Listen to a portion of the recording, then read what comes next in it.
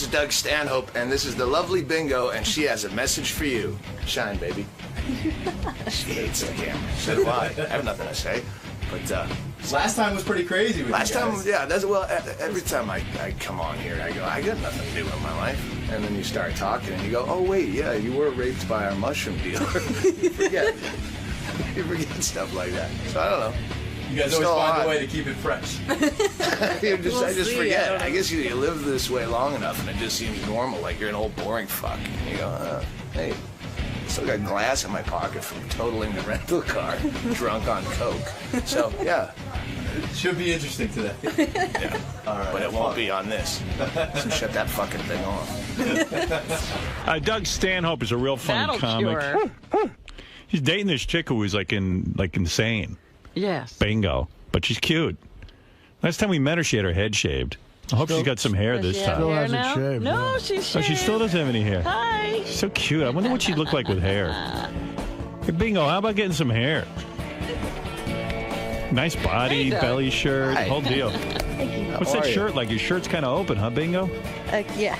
You stand up and model that for a second, will you? Look at that outfit. Come on, baby. Yeah, come on. Work it. Look at that Let me skirt. see. Look at me. Showing off your belly and titty and everything. You guys still going strong? Yeah.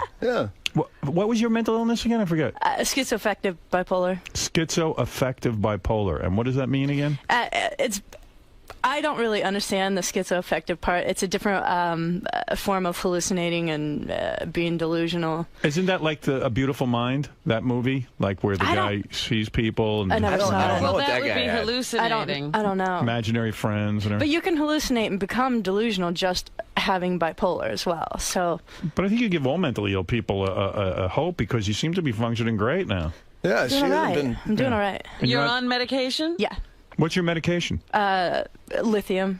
Lithium. Yeah. Strong shit. And it took about a year to set in. Yeah, you seem much better even than the last time we saw you. Things are going okay. What happened that they committed you to a mental? It's like you must have had a real deep breakdown or something. Things were going pretty bad for a while, but the night that it happened was one of the nights where I was scanning the walls and hitting my head up against things, and I was just completely delusional. I had no idea what was Oh, that's right. You used to bang your head into the wall. Can I get a little bit more sound? Now she's all normal, and it's starting to get boring. I'm going to start hiding her Is it meds. bothering you? Hey, Gary, give her some more Hey, wait, juice. you're just a normal chick. I get in this for a reason. Bingo, I'm not saying anything dirty about you, but Gary, give her more juice in the can. Thank you. Right.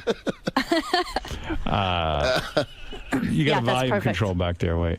Is it How's this? just a Is that good? Hello, little bit hello. down? I got to tell Just a- Artie, Perfect. just so you know, Yeah. you ruined my brother's whole scheme. What? My brother's a regular like Joe Lunch Bucket guy, and he just bought a diner. That you know how easy that is to get in the restaurant business in small town Rhode Island. Yeah, real easy. But he starts carrying Taylor ham because Artie talks about it all the time, and he sees Artie's going to be at a DVD signing. This is my brother's big brainstorm. Artie's going to be at a DVD signing in Boston this weekend. So I'm going to drive up. I'm going to stand in line. I'm going to get his autograph, and I'm going to mention I'm your brother. So when you're on the air on Monday, he's going to bring up my brother, and you can plug my diner.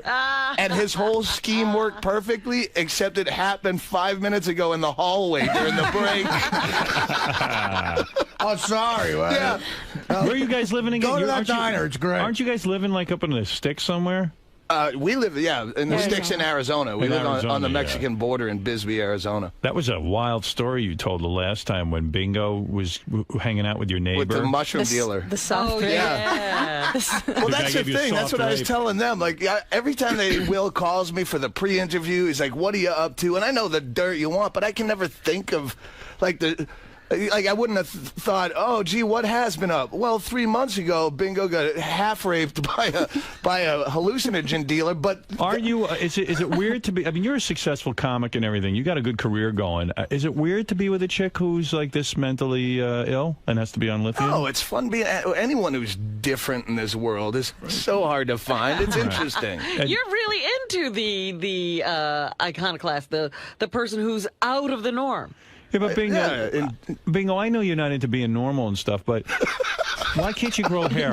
I bet you'd be so cute with hair. I mean, you're cute anyway, but I will at some point, and I'll make the decision as, you know, like I did when I shaved it. It'll take no. It did you know killed her when Britney Spears Oh, did that that? is not true. Come on. It's so cliched for mentally ill people to shave their head. I mean, you know what I mean? Yeah, are you still crying for help? Because that's what Britney's was. You know, she shaved her head and it was a cry and for I help. didn't do it for that when I did. I mean, I wasn't. It's an OCD insane. thing, isn't it? Like, just for the simplicity of it. Yeah, I had done it before too. Why do you shave your head? Because it's like one of the voices or something tells you to shave your head? No, it's kind of nice to shave your head every 3 days and kind of feel clean, like you're, you know. Yeah, I've I mean, shaved when you my have- balls before. It felt a lot nicer. Do you shave off until all it your gets hot and vagina hair? sticky. Do you shave your vagina? A lot of times, Yeah, it's not shaved I would right now. But I would think Yeah, you don't want to see it right now. No, kidding. I'm kidding. if you put that much effort into shaving your head, I think you'd shave your vagina if you didn't. Well, I do a lot of times, Yeah. but Well, that's cool. But we should have had some wigs here to put her in. See what she I looks wear like wigs with all the hair? time. You do? You wear Yeah. wigs? Oh, no kidding. We dress up all the time. Yeah, she's like a Mr. Potato Head because it is a clean slate. So, I mean, I've never wanted to shop with any chick that I was with, but we go to thrift stores all the time. You go, hey, put this on your noggin. This will look funny on you. Like, look at her top hat and all sorts of stupid stuff, bunny ears, and it looks funny on her. That's kind of cool. Your chick's like a Mr. Potato Head. Has anyone ever said anything that romantic before? That you I guys don't are- think so. Like a Mr. Potato Head? That's nice. How long you two been going out? A year and a half. Maybe it's you been have. a while. No, wait, no, it hasn't. I don't Wait. know. Sex Yeah, still it's been a good? year and a half. Is sex still good? When we get to it. Yeah. Roseanne has a lot more sex than us. Yeah, I was listening to that, going, "Wow, I don't I believe her. feel bad. I'm not fucking my girlfriend as much as Roseanne's getting laid. That's a problem." Funny would be. I mean, it's not funny. I mean, the last time they were here, Doug, who is a very successful comic, by the way. If you keep calling me successful just because of this Richard Jenny thing, and you're afraid I'm going the same way, you don't have to. You don't really I'm need to. feeling really guilty because we turned Richard Jenny down, and now he's dead. You know. That certainly couldn't have helped. Yeah. I'm sure that added to. Did you know him at all? I'd met him a few times. I had a previous girlfriend that she was on his Platypus Man show. Oh. And he'd always hit on her when I was standing right there. Oh wow! Don't you love This is guys my like that? boyfriend. Oh, hi. Anyway, but no, he was. I have a couple of guys I know who do that with Beth, my girlfriend. Really? Yeah, like They try to ignore you? They don't look at me. They Yeah. never ask a question about me. They just focus on her. Kind of like it's you kinda and funny. Bingo every time I do this show lately. Yeah, you know, I kind of have this thing for Bingo, honestly. But Bingo, yeah, let's ignore him. No, but the last time you were here, Doug, you were talking about your mushroom dealer. Always a fun topic. Yeah. No, they have a guy up in Arizona who would get him mushrooms, and then Bingo goes over to see the guy to get some mushrooms. Right, he invited her over. And then he says, I'm into massage, and Bingo, being mentally ill, gets naked in front of the guy, lays down on a table. and he put his penis in it. Yeah. I forced No, it was a himself on. soft rape. Yeah, there was it no. was on her. Yeah, it was on. The guy's What do you mean it was some a soft elderly rape? dude. Like, Oh, you're saying it wasn't all the way in? No, no, no, he just grabbed her by the. Go ahead. It was all the way in, though, right? No. It wasn't? No. Where did he come? Like on your ass? He didn't come at all, to my knowledge. My eyes were shut. I did. He slipped something in there, though. What did Yeah, he no, he grabbed her by the snatch and grabbed her clit and then laid on her naked and just was held it, on to her. Yeah. But he was like he looked like that old dude from The Simpsons with the beard. But you never told him to stop, did you? I mean, like. No, I was freaked out. I shut down. Wow. But that's a technique, you know, that people don't know about that one, where you lie on the person as a massage. I've never. You know what? If you go on the internet, Borat. Not quite Swedish, but it's some kind of Nordic. Sacha Baron Cohen in the DVD release of the Borat movie. He has a scene where a guy comes in to give him a massage. It's an edited out scene. They should have put it in the movie. It's funny as hell. The guy comes in and then Borat's totally nude and like starts getting on top of the guy. You know, it's the funniest fucking thing. What is it, Ganj? Hey Howard, we have a bunch of wigs if you want to see this. Yeah, all right, hey, Bingo, put some hair on. Let me see how you look. All right. Let me see if you look like a girl. Maybe you look better with your head shaved. You know what? When Sinead O'Connor put her hair back, you know, when she grew her hair so back, cute. she wasn't that cute. Yeah. All right. Hey Howard, what do you want to try first? I've seen her with blonde, then hair. or redhead. Try Bingo as a blonde first. All right, let me see. Have you ever been a blonde? No. Pull that down there. Let's see. Yeah, you know, Is it Bingo doesn't look straight? so good as a blonde. Oh, no. That's not it. No, that's not your That's look. not Get the rid of look. that. It's the hair, Bingo. Hang on, Believe it. wait for the camera, honey. Give the dark hair for Let's Bingo. try brunette. Brunette. This looks like a better. Let her put it on good. Put it on good. See, that's cute. Let me see. Profile's good there, too. Let me see. Sorry. Look at me. All right. Look at me. Oh, that's cute. It's your look. Right, Doug? She's cute as a brunette, right? I've seen her with hair. When I met her years ago, I met her like 6 years ago the first time. So I've seen hair. And yeah, she was hot. Wait a second. Look at. Give the dark hair for Let's Bingo. try brunette. Brunette. This looks like a better. Let her put it on good. Put it on good. See, that's cute. Let me see. Profile's good there, too. Let me to see. me. Look at me. All right. Look at me. Oh, that's cute. It's your look. Right, Doug? She's cute as a brunette, right? I've seen her with hair. When I met her years ago, I met her like 6 years ago the first time. So I've seen her with hair. And yeah, she was hot. Wait a second. Look at the camera. Look how cute you are with hair. Oh, look at you. I mean, is it me? I mean, she'd even be pretty, like, amongst other pretty, like, chick celebrities. I mean, she's that pretty, right? She's very Valerie Bertinelli-ish with the hair. Yeah, she's beautiful. See, look at yourself up there, baby. Oh, that's horrible. What do you mean gross? Take a look. Oh. The problem is the mid stage when she's got a crew cut trying to grow it out. Right. Let it grow in. Got that spiky sort of Yeah. Hide her up. They try it as a redhead now. No, that's not sort of Justin Wait, Timberlake let me look. see. Keep it on. Oh, no. You kind of look like Louis You're not a XIV. redhead. Yeah, that's Mama's family. No, that's too much hair for you. Mama's family. Very, Hey, Ganj, let's try a couple of Bonnie beards. You got any Raitt. fake beards? Wait, she's already my beard. What are you talking about? She's very Marie Antoinette with that big redhead. that's a Bonnie Raitt wig that if I ever saw The one. brunette works for you, baby. I'm telling you. Why don't you grow your hair out? I will at some point. You got to. I will. Or just get Well, a you series want her- of wigs. You want her to be ordinary, Howard. That's She not doesn't- ordinary. I Yes, want her to it be is. hot. She's got a hot little She body. doesn't want to be ordinary. Do you ever go around like showing off your body? Do you ever wear provocative outfits and Well, stuff? she used to just start walking around the neighborhood naked when she was Right. off her meds. Really? Yeah. You would just walk outside? Talking on her banana phone. She'd have a banana and talking to people on it and walking and up and down. totally nude. Wait Yeah. a second. When you were going out with her and she was off her meds, suddenly you'd come home. She'd be on a banana talking. No, I'd be That's home. when I She'd first just moved start in. walking out, going back from the guest house naked and talking on her phone. And then she's up and down the street. Yeah. Was your head shaved at that point? Yeah. Yeah. And you'd walk around your neighborhood naked, and like, did people see you, your neighbors and stuff? I didn't know. Our neighborhood's pretty quiet, so if they did see it, they'd probably just Yeah, turn a shut blind the eye. You're kidding me. Like I'd be going, I should really grab her. And then I go, nah, Let's get fuck the it. camera. Get the camera. So you have that on videotape, huh? I have lots of Still shot. pictures of her doing stuff that I should have stopped her from doing, that's but so I had to great. get. Oh, my. Hey, I should mention that Doug wrote a book in 2006 called, and this is Fun with Pedophiles, The Best of Baiting. Your book is about how to go on the internet, and you set It's up an just the account. logs, yeah. You set up an account, and you try to catch pedophiles on your own. It's basically like what that Dateline is doing now. We did just for fun, but we weren't trying to, Right. do it as a social service. We were doing it to fuck with pedophiles on the internet. Right. Is that And book still available? Yeah, I just self-published it. I just put it out in December. Is it on your website? Yeah, at DougStanhope.com. Are the conversations fun? Like, what was your It's name? the funniest shit I've ever done. What was the I name? laugh at the stuff, and I hate me. What was your name on the internet? I had a lot of different ones.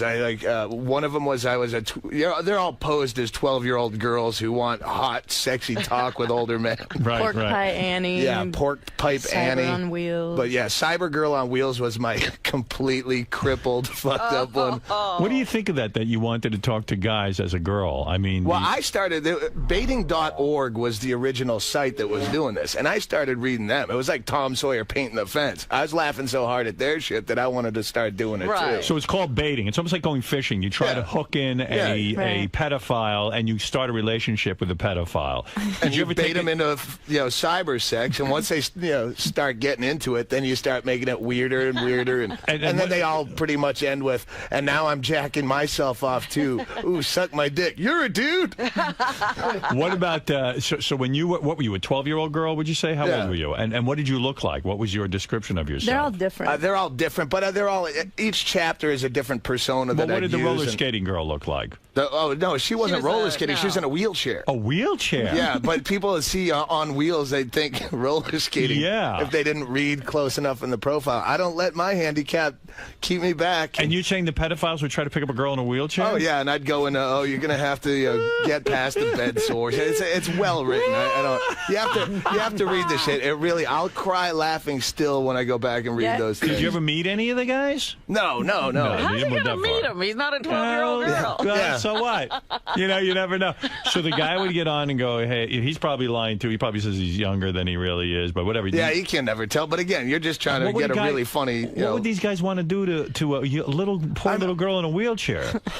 What would they want to do? Like, I'm going to lift you out of your wheelchair and lay you down on the bed? Yeah, but most of them are like horribly misspelled. I want you to suck my cock. Just basic stuff. Right, but the thing is, you're making it funny when you come back. What do you say? Like when a guy says to you, "I want to suck your cock. I want you to suck my cock." You have to read this shit. I got to get a copy of that. I should have brought you one. I'm not really good at this business end of the shit. So what's the name of the book? Fun with Pedophiles, the best of baiting. Oh, cool. I'll have to definitely get that. That sounds way good. It would be like Dateline, that whole, to catch a pedophile. That would be a lot more fun if they turned it into a prank and weren't so self-serving. It's pretty fun now. Someone told me you did a weird thing. Like you had friends over for a party once when you were younger, and that, tell me if this is true, and that you didn't want them to fuck up your apartment. So you gave them all Xanax without you put it in their water. That's My buddies. No, that's not even a story. What do you mean? Sounds like a story to me. Oh no, I just that's one of your guys is friends with her friend. They played in my town. It's my they have engineer, a band. for the record. They were just hammered and came back to my house, and I gave them Xanax so we could pass out. Oh, they knew they were on Xanax. That's no story. It wasn't a secret Xanax The guys told me you drugged them so they wouldn't screw up your apartment. I think that's they just assumed that I wanted them to fall down. We don't care about the house. I trash my house more than anyone else could.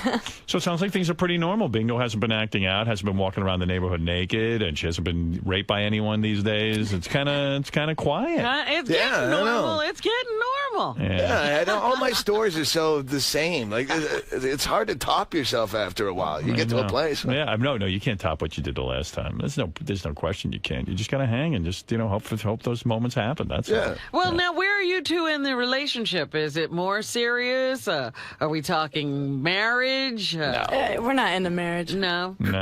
And you can't have kids because maybe you'll pass on your mental illness. Yeah, I won't. You would. And I have a vasectomy. You had a vasectomy? Yeah. Oh, no kidding. Really? Yeah, You still married? Someone told me you're still legally married. Well, yeah, it's a long, confusing story. I got married to some chick when I was like 20, when I lived in Vegas. It was a chick I worked with, and we got drunk, and it was really funny because in Vegas you can do that. You get hammered, and let's go get married. Yeah. And it seemed funny, but she was another insane person, but she was like 33.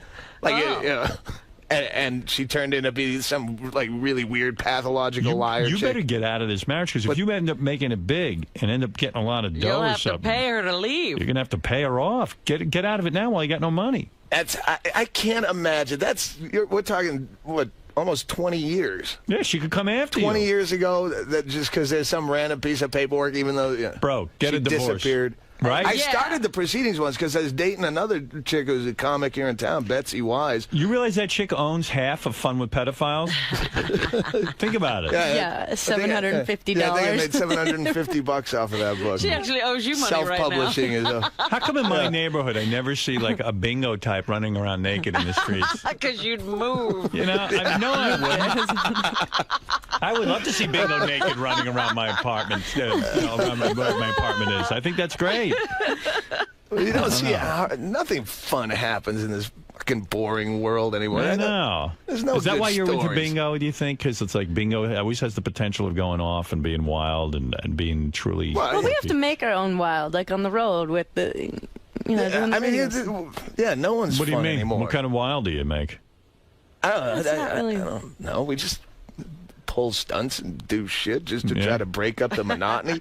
Everyone's so fucking boring anymore. You know what's so sad? Most of the people running around in New York running around naked look like, They don't look like bingo. No, they look more like an elephant. They look more I like used to run Benji. around naked a lot more too, and I don't even. I'd shower with clothes. Is that Benji, the naked picture in that waiting room? Yeah, he's like always naked. I looked at that and I'm like, I'm getting a look like that. It's gross. That's when I was in great shape. Yeah, I'm falling apart. I dig Doug that he could go out with a mentally ill woman and not give a shit, just kind of say, like, sometimes you lay in bed, sometimes you think, well, Bingo could go berserk in bed and I could be asleep and she could he's going out with a good-looking mentally ill woman. Let's not fucking give him a priest outfit. Yeah, but still, would you? What are you saying, Artie? Artie, come on, you got to, you got to always be looking behind you. I'm saying, good-looking's good-looking. You're saying you would go out with Bingo, even though you know I've dated several crazy broads because they had nice tits. All right. They weren't even Yeah, and hot as hell. most of those chicks will deny to the end that they're crazy and that you're an asshole. And she walks up and shows you her paperwork. Hey, David, you're on the air. What's happening? Yeah, hi, Howard. How are you? Hey, man. Yeah, I was just curious. I mean, how about Bingo becomes mentally ill for a couple of minutes and takes her top off? Gets naked. It might be creepy. Doug's a friend of the show and everything. I don't know. We don't want to undress his girl. I feel weird asking Bingo to be nude. Hard to become mentally ill. But Bingo, you sat on this. Bingo bang her head against the wall. Yeah, Bingo sat on the Sybian the last time, and we even said it was the craziest Sybian ride ever.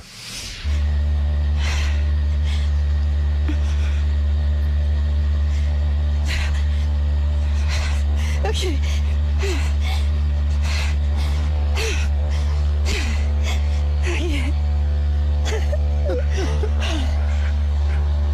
I think she's done. Let it out, crazy girl.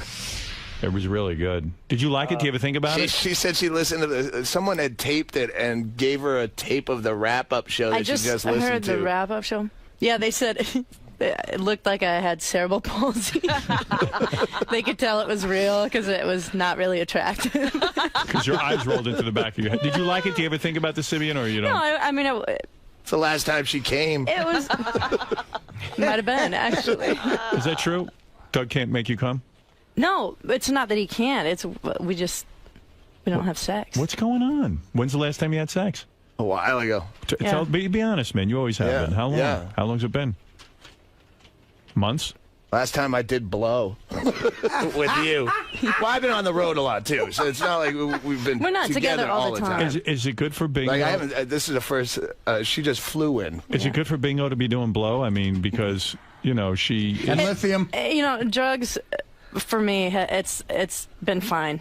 No, it really has, because I mean, if you hallucinate on mushrooms, you're putting it into your body. She does mushrooms. It's crazy. Really? But I know in my her head what's going to happen. Right. It's the times that She gets alien-like. What do you mean?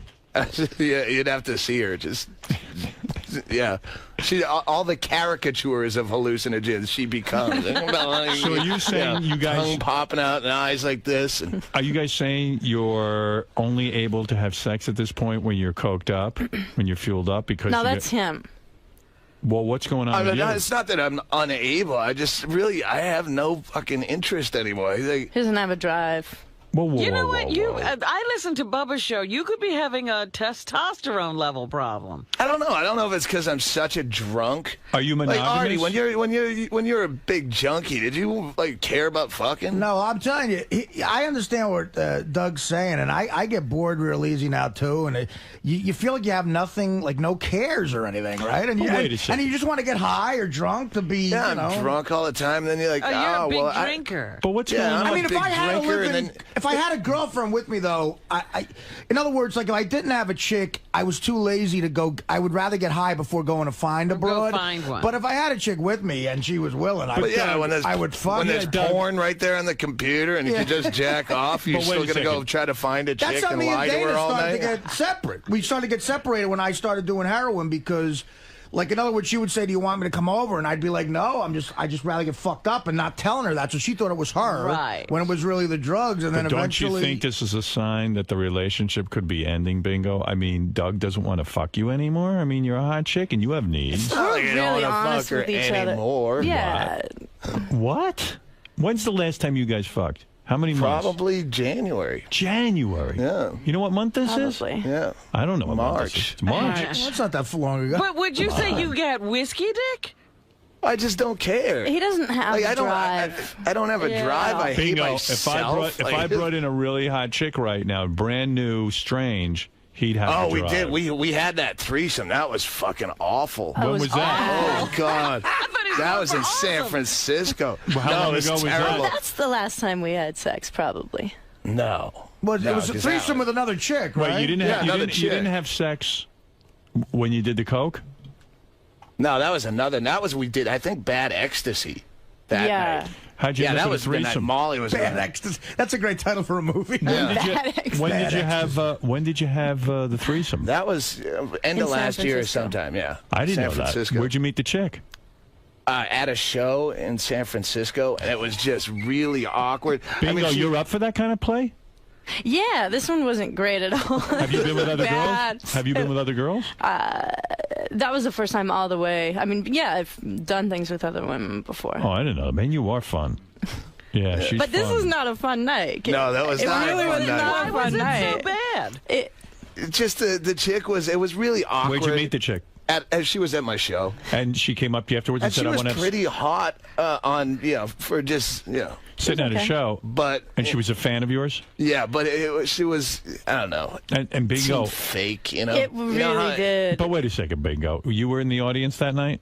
Oh, yeah, I was there. And Doug says to you, hey, this chick wants to come home with us? How does that all work? I mean, that's a tough... It's a drug thing, you know. I forget. She was exactly like, "Hey, let's go do some drugs," and It was really spur of the moment. We weren't. I mean, it wasn't thought out. How does it happen? You know, well, you end the show and you start drinking. There's a bunch of people there, and you stumble Start to talking. another bar, and then the bar's closing, and Everybody goes the back other to the comics hotel go into rooms. the hotel, and there's then waitress hanging out, and then you're in between hotels, and then hey, this chick's still here, and. Doug, did you think something might happen the whole night, or was it just total shock to you? That's a big deal, bro. Not Man. maybe for you. Yeah, it really I'm wasn't. sorry. This But really wasn't a It big is. deal. Really? For us. My Yeah, it girlfriend really never was. lets me have threesomes.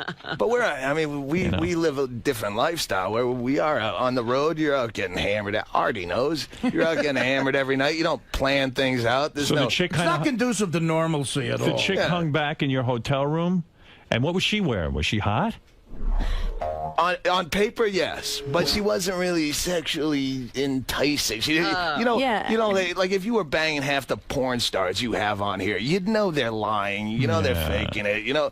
So Bingo, what'd you end? Who made the first move? Like, how did it all go down? I think you did that night, but it's hard to remember. I know she was hinting at it She was without hinting saying at it. How did she hint? Like, what did she go? Oh, I'm so horny. Well, she don't was remember the following you back details. into the.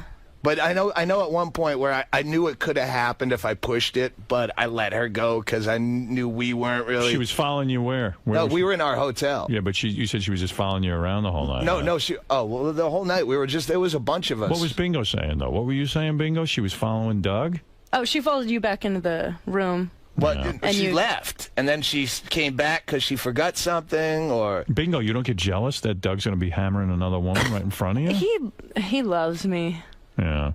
He loves me. I know that. So what happened? All three of you get naked? Yeah, and you also gave me the eye. You were like, is this okay or is this weird? And I'm like, yeah, it's weird. Why not, though? It is weird. But we were kind of making eye contact over, like. And then when we started, we're like, How does it the start? fuck do we get out of this? She goes, and you know, Artie, when you're doing the narcotics, it doesn't lend well to maximum pressure. And she goes, I sucked the best dick ever. And she starts blowing me, and it's like she's trying to get her mouth as wide as she can to barely. It was the worst, like head.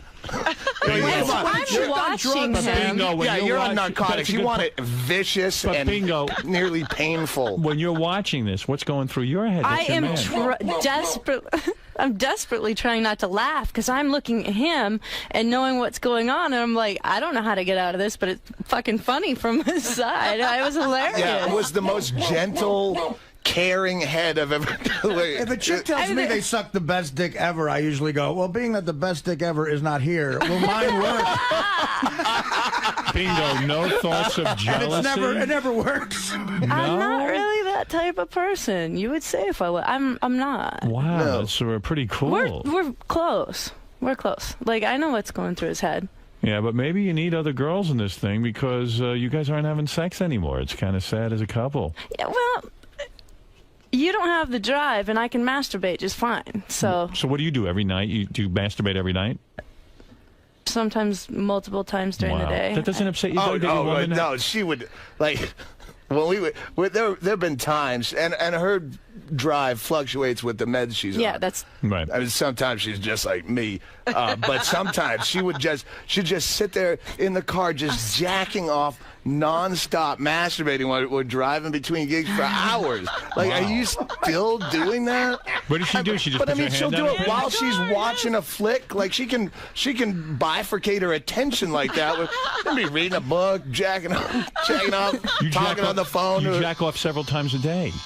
But isn't that kind of a sad picture that Bingo's jacking off a couple of times a day and Doug's like not even getting it up for her? Well, I'm good at it. I can satisfy myself, and we get along so well. Yeah, I don't know, but it seems like So the you're passion. just like friends, right? Why are Yeah, you I guess trying so. to We're like- ruin their relationship? Yeah, when Fred hangs out with me, he jacks off 4 or 5 times right in front of me. Is it weird to look over and see your girlfriend jacking off? For that long. Is she really into it? Like she does it a jackrabbit. No, she does it like she's smoking a cigarette or you're drinking, just jacking off. She like, take off her clothes, or she just slides her hand down her pants?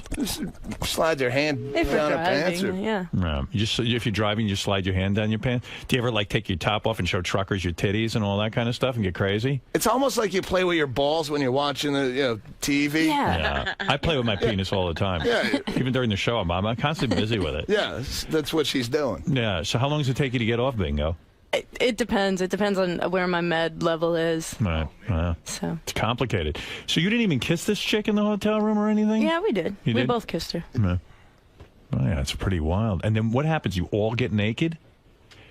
And then... I took a shower with Then her. I feel shame. You took a because I shower look with her? like that picture of Benji. You took Then a I go- shower with her? What, before it got started? Yeah. And like what goes on in the shower? Well, again, it was just completely awkward. Why? Even In the shower was awkward? Weren't you the kind whole of... thing was kind of awkward. Was she Probably because start- we were on coke, and it was just weird. It was a weird. Yeah. night. Was it she was very- fingering you in the shower and everything? No. She wasn't That kissing started later. She didn't rub your titties and stuff in the Oh, shower? yeah. Oh, she did. She kissed you and rubbed your titties in the Yeah. shower. Boy, for not And being I did that to her. For not being into it, it sure sounds like a lot happened. Well, Yeah, no, a lot did happen, but we happen. really It just- weren't into it. And then after the shower, you get into bed, and what happens? You two start licking each other? Bingo starts Yeah. licking... You licked her, or she licked you? Or- Both. You both did. They both went down on each other. How was that? Was she good at going down on you? Not really. Every time, and Wow, every what's time the I've point? been in a threesome, it was. Well, that is the point. I mean, we were trying to figure out how to get out of it, but I mean, how do you It get out of seems that? to keep going while you're figuring out how to get out of it. Did you bang her, Doug? Yeah, I banged her a little bit, but yeah, couldn't keep wood. Oh, geez. Wow. Yeah. Boy, that sounds terrible. How much drinking are you doing, pal? Oh, that's more of a narcotic. Well, actually, That no, was- narcotics. Yeah. It starts to take over your life. You just want to be high. It really is more important than anything. What kind of narcotics are we talking about? That night, I don't know if it was coke or ecstasy, but Right. Okay. yeah. Well, I tell you, what a great thing to be able to say.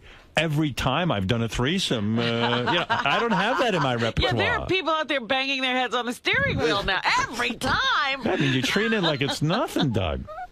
I forget some threesomes I've had. Yeah. I forgot until I came up Bingo. here that I've done. Oh, Roseanne, wait, I did her TV show a lot. Like, I forget TV shows I've done. And Bingo is like so nonchalant about it.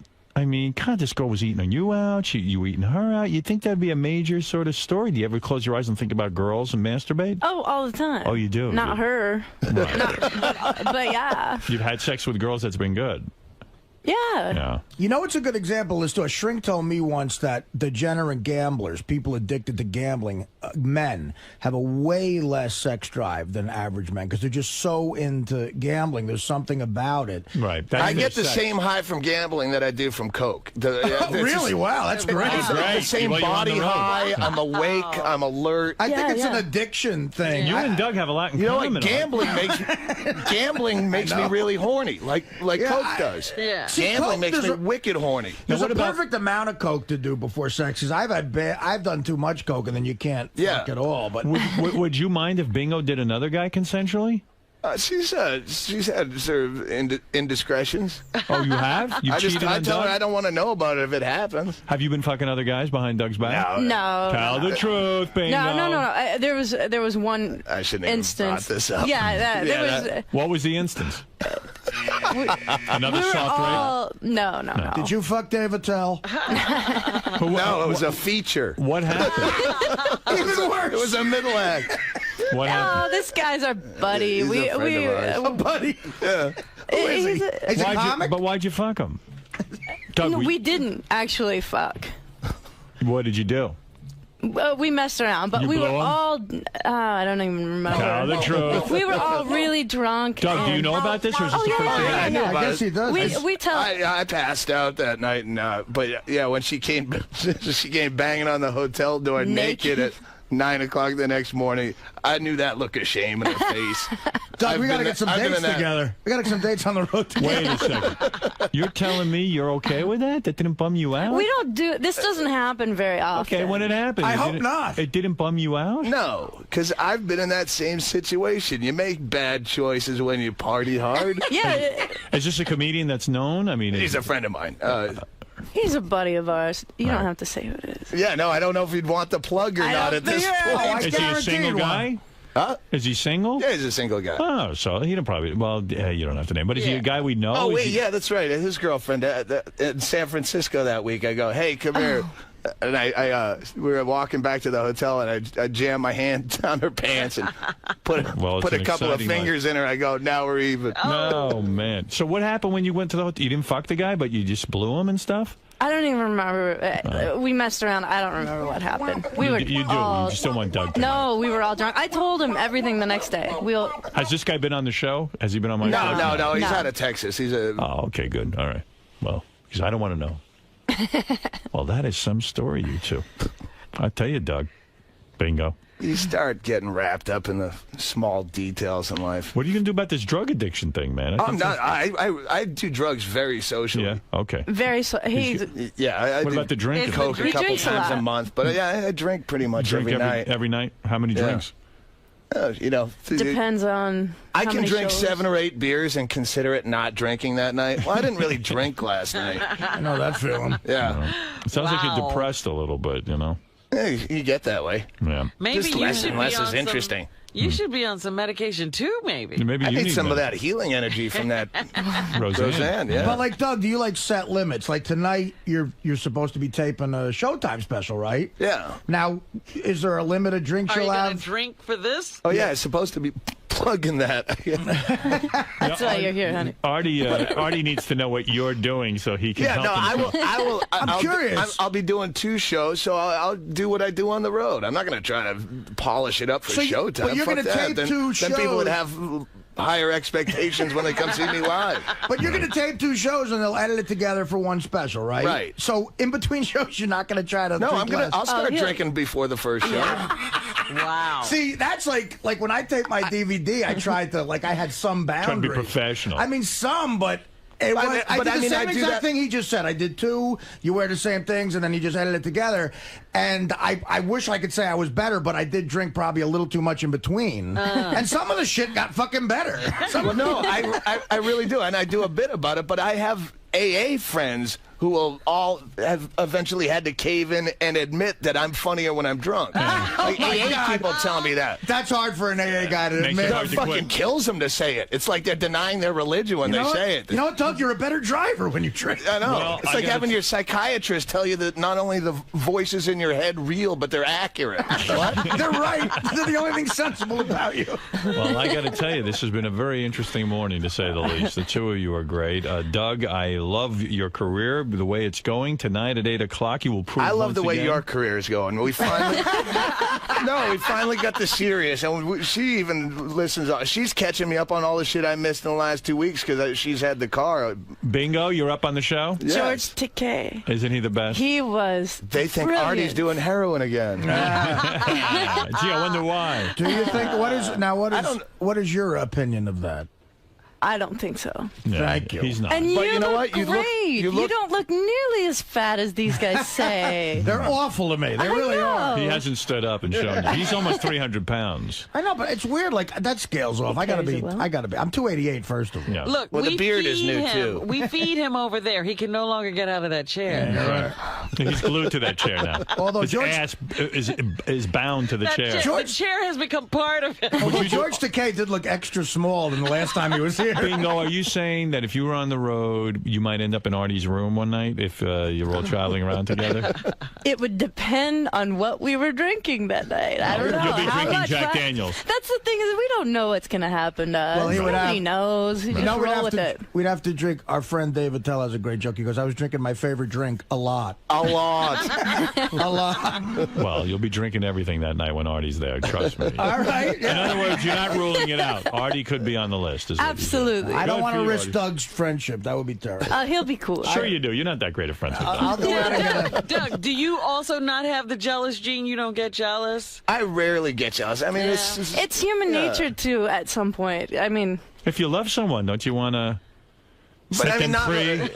no, if you love we- someone, don't you get jealous? If We they're do with- love each other, and something's obviously Not working out. necessarily. Yeah. Something's working. I don't know. I got to figure this out. Okay, well, so why would the jealousy, like, why would that I wouldn't something want- if negative be Bingo- attached to love as something that's inherently needed? If Bingo well, you was can't my- love her if you don't have negative feelings in this. No, if Bingo was my girlfriend, I want Bingo to myself. I don't want to share her with some comedian. Well, it's not like I'm going, baby, hey, we're going to do this. Well, you know, I decided to go blow someone else tonight, so I'll be home. No, I mean, but if things This happen on rarely the road. happens. It's not... All right. Hey, call me a prude. What do I know? What do I know, man? I don't know. Call me nuts. You think I'm nuts, Robin? I don't think so. Oh, they have an interesting relationship, maybe a little bit more evolved than most people. Yeah, they sound like a much better Yeah, we get civilization along than us. fine. Do you do girls without Bingo being there? Not that I'd say on the air in front of you. So you do.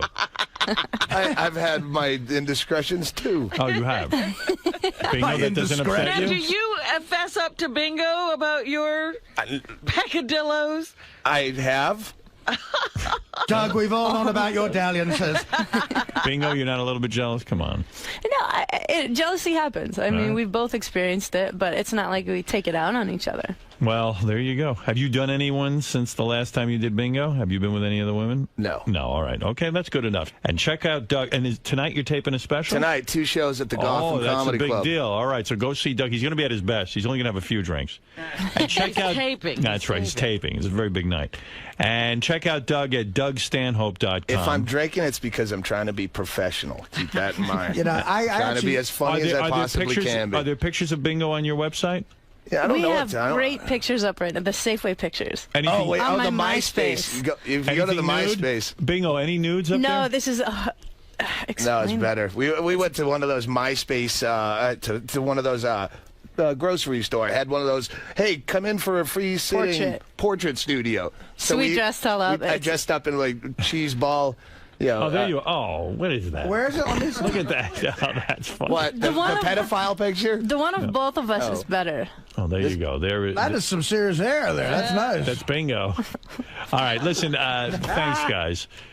Thanks for being here today. Thanks for having me. And good luck with the special tonight. Thanks. You know, try to have just a couple of drinks. Don't go too crazy. You know, Doug, be top of your game. Thursday night, that Comedy Central thing I taped was at the same club Thursday night. Right. So I was there. May I suggest, right next door is Jake's Saloon. Very good. Very good place. And you know what good I place might to drink. suggest? You know what I might suggest, Artie? The Metro Diner in Warren, Rhode Island. My brother's diner, please. Taylor Ham. Taylor Ham. Taylor Ham. It's my Artie's favorite diner. Why are so many comedians alcoholics? I don't know. I don't see that as the case anymore. Most comics I know are boring, clean and sober guys who go work on a script right after the show. I know a lot of healthy guys too. Yeah, It's weird, well, but they use heroin bad. as a punchline, like it never, where you use it as the premise to the joke. Well, It's their punchline. I did notice you know what's funny? I had to introduce 6 new comics the other night. Yeah, how'd that go? And it went really well, actually. It was good, but So in between, I go up, I do like 12 minutes, then I sit down. And they were all young people who clearly have never done heroin before. But what Doug just said is true. Like, they have a lot of punchlines that end in heroin. And every time they said that, the entire crowd would look at me. Every time they said heroin, they'd equate that to me like, no, I don't know. It's like it's like white comics who do black jokes, and then I'll look at the black person to see if they're laughing. Yeah, it was a little You're the heroin guy. No, I'm no heroin. Well, I gotta ask Doug something about the drinking now. Do you have blackouts? I rarely black out completely, but I'll need a reminder the next day. I'll get those creeper memories throughout the day where little by little, like 2 o'clock, you go, oh shit, why does my coat smell like gas? Oh fuck, we set a dumpster on fire. I just remembered. I'm a little concerned, but okay, listen, everybody seems to have it under control. It's like your brain knows it can't give you all that information all at once at 7 a.m. with the wake-up call. It's going to spread it out through the day or you'll go into shock. Well, you guys are perfect for each other. Bingo has her hallucinations. You have your blackouts. It's very good. He's also right about, Doug is right about, comedy has become a career that a lot of very sort of organized together people try, whereas they never did before. It's now a stepping stone. People say, all right, that's one route into sitcom world. And it's right, and this MySpace, but they're all working on a MySpace page. I've never seen my MySpace. They all have computer, like this Dane Cook thing. It's a business. I got to take a break. But, you know, good for them. If you're good at business, too, you know. I got to take a break, but Doug, thanks for being here. And Bingo, thank you. I knew I should have fucked her last night so that wouldn't come up.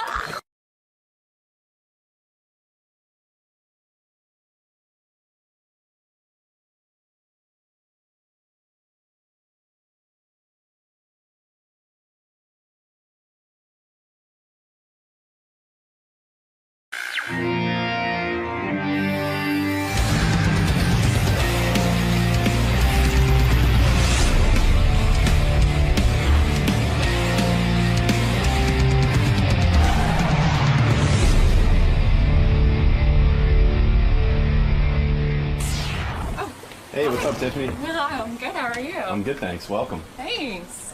How you feeling this morning? It's early. It's Monday. How can you feel? I know, pretty good. Start the week off with Howard Stern, Exactly. right? Not a bad way to go. Right this way. You're right in this room. Thanks. Right here. Thank you. So you're here promoting White Collar? I guess so. Yeah, I am. And making your premiere on the Howard Stern Show. Can you believe it's my first time? Why am I doing it now? Starting to have regrets before you go in? No, not at all. I've actually been wanting to meet him for some time. All right, cool. So this should be good. I'm excited. All right, we'll see you in the studio. Thanks. Hey, I am very excited about our next guest. She has to have had one of the most successful careers in show business and television. Tiffany Amber Thiessen, who you know I always had a thing for her. Yeah, she was on Baywatch, right? No. Was she? No. She was on Saved by the Bell. Tiffany Amber Thiessen. You're thinking of Carmen Electra. No, I'm not. No, Tiffany Amber Thiessen was on, but she dropped the Amber. You dropped the Amber, right? She's not Amber anymore? You're looking good.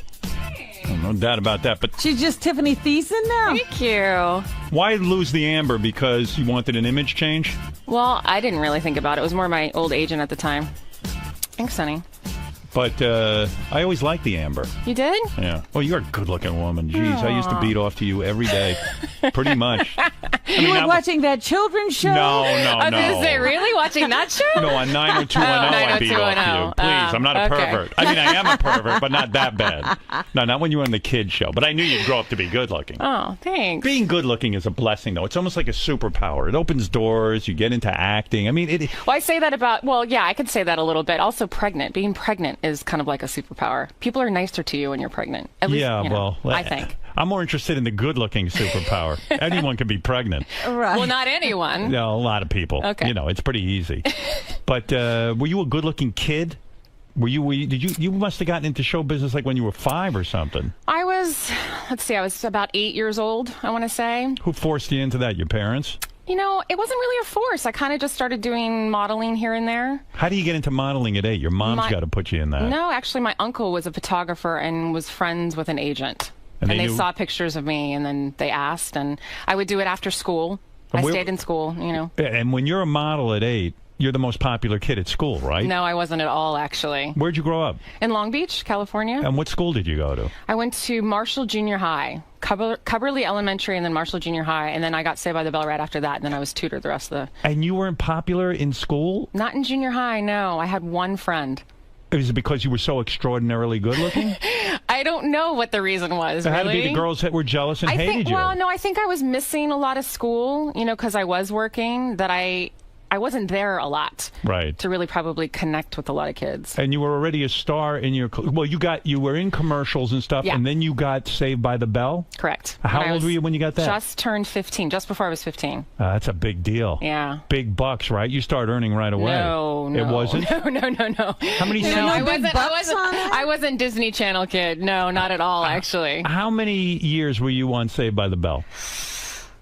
I was, let's see, 4 years on Saturday morning, and I think we tried to do like a half season, and then we got canceled on primetime. And it wasn't until primetime until we could actually ask for money. So who negotiated your contracts? Your parents were involved with the business manager and stuff? No, actually, I had an agent at that point. And he negotiated that? But it was crappy money? It was crappy money. Because you wanted a break? It was my first break. What are you going to say? No to that? For a kid of 15, I bet you it was good money. Yeah, I mean, I guess so. I honestly didn't pay too much attention to it, you know? You moved out of your house when you were 16, right? I was 17, just before my 18th birthday. That's nice. And you became emancipated? No, I never did, actually. You like your parents? I actually like my parents. Oh, you do? My mom lives with us here in New York, helps me take care of my daughter. But when you moved out of the house at 16... Why are you moving out? 17. 17. Yeah. I mean, it was really, and I'll be totally honest, it was really because I didn't want to take the drive from Long Beach to Los Angeles every day with that traffic anymore. Right. And then my dad, actually, the one thing that I was able to do, that he said, the only reason I'll let you go is I'm going to teach you how to shoot a gun. So he took me to the shooting range, and he taught me how to shoot a gun, and then he felt a little bit better. I mean, but what fun to be 17, to have money in your pocket, and to be on your own. Is that a recipe for disaster? You wouldn't do. You have a daughter, right? I do, yeah. You wouldn't allow your daughter to move out of the house at 17. You know, it's crazy. It's different times, and I know my mom probably said the same thing, and so did my dad. And did you go berserk? I didn't, actually. I really felt like I was a pretty good kid. Yes, I may have done a few things that I'm sure my parents were. A little weed? Yeah, maybe, yeah. Coke? No, never. Shrooms? Nope. Hash oil? Nope. Forget that. How much sex were you having? I actually had a boyfriend, so I had a serious, Who was your boyfriend back then? An older guy? He was older. How much older? 5 years older. No kidding. Whoa. So you're 17, he's 22, maybe? Yeah, but funny enough, I had been with him already for a few years. Wow, no kidding. Yeah. Like you started seeing when you were 14? What? Wow. Yeah. A 19-year-old you were dating? Yeah. No kidding. I was dancing a lot, too, as another kind of passion of mine. And not in the clubs, you mean? No, yeah, not on the pole. Can you imagine? I would have my gone parents to see let that. me do that. Gee, they there's had a a hard time with me 14-year-old. moving out, but they were okay with me dancing at night. What type of dancing were you doing? Just like, all kinds. Jazz, that kind of thing? All that. Tap, ballet, all of it. Oh, you were so hot, man. This guy went, but he was tagging you when you were 14, for crying out loud. Did you have breasts at 14? I don't think I did, no. Were you fully developed? No, not until later. I developed kind of late. And this guy Because then if you look at my grandmother, my mom, they're pretty well endowed. So you lost your virginity at 14. You were moving on a fast track. Oh, yeah. Now having a daughter, it's really hard to talk about. Are you going to tell your daughter that you lost I'm not going to be dishonest with her, because honestly, for me, I think my mom can at least rest easy that it wasn't a one-time thing, that I actually was with the guy for 5 years. Are you sorry you had sex at 14 now? When you look back on your life, do you say, gee, I wish I had waited, because then I would have kind of maybe appreciated it more? I try not to have a lot of regrets. I really don't. And I don't think I can say that, because he was a really lovely guy. I mean, I have really fond memories of him. He's a nice guy. His family was nice. Both of our families were very close. Was Saved by the Bell a good experience? It was a great experience. Yeah, it was. And when you're a kid and you're under pressure to learn all those lines and everything, you didn't feel that pressure? I didn't. I really didn't, because they gave us when you're doing a sitcom, you shoot you rehearse like 4 days, and then you tape on the 5th day. So you've got like 4 days of rehearsal of the same stuff over and over and over again. So it's a lot easier a sitcom than like an hour show. I'm thinking about this guy you were with. He could have legally been a sex offender if your parents had pressed charges against him. Yes, you're absolutely right. He could have gone to jail. Yes. Isn't it a miracle that your old man didn't take that gun and shoot him right in the head when he found out? I know. But I'm telling you, he was a good guy. But don't you think your parents were very liberal? Yes, I would say they're very liberal, absolutely. I mean, my grandmother, I grew up with my grandmother, sunbathing topless in the backyard when I was a young kid. But that's very liberal. I'm thinking about my own 3 daughters. If I knew there was a 19 or 20-year-old guy banging them when they were 14, I think I would call the police. I think I would have. In a way, you weren't really protected. You were not protected by your family. But I disagree with that, actually, because Where my were parents you having were sex really... at 14? You were at home. I really wasn't having that much. That's what's so funny. It's Tremendous amount of sex. No, who likes it at 14? I mean, I really... did. Well, okay. Then you're, Actually, I would've. I shouldn't say that. I was having sex by myself at 14. Men love it, right. Men love it. Yes. I think men can still say that, But I'm saying you were not protected by your parents. I disagree with that. Really? Because my mom went on our dates for the first like 2 years. They went to the movies. They were with us. Oh, yeah? And his sister is he has an older sister. And so you mean he had the nerve to go to your parents and say, look, I know I'm 19 and your daughter's 14. I want to take her out. Yes. He was very honorable that way. Yes, very much. Why did you not marry this guy?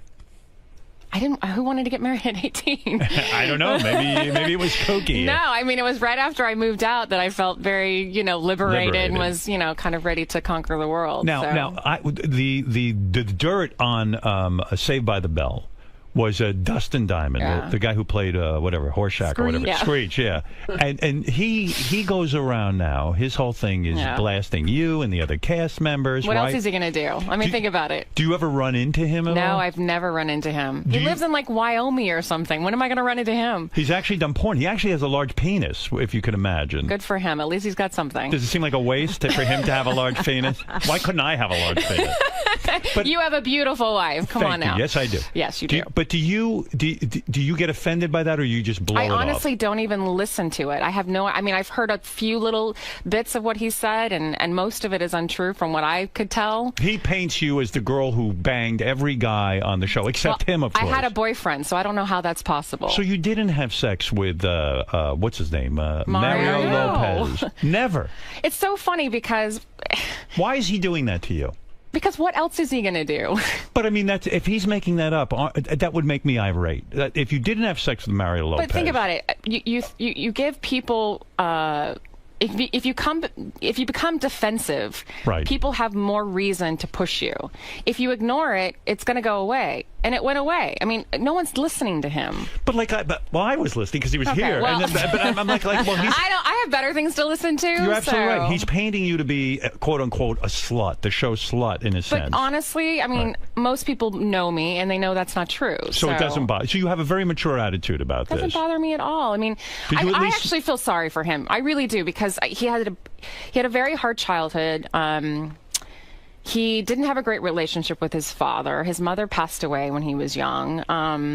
There was times where he actually stayed with my parents and I, because he had such a not an easy childhood. So it's sad that he's actually saying that when my parents actually, had him stay at our house a few times. So you had compassion for him. I do. I don't have as much anymore. But, right. If you saw him now, if anything, feel sorry for him. I mean, it's... If you saw him now, would you go up and say, hey, Dustin, I was pretty good to you on the show. I mean, my parents took you in a couple of times. You stayed with us. Depends on what kind of mood I'd be in. Right. Maybe you wouldn't even waste your time. I don't know if I would. I really don't. Your life has been good. Why even soil it with that whole thing? Yeah. I don't know. I guess I would.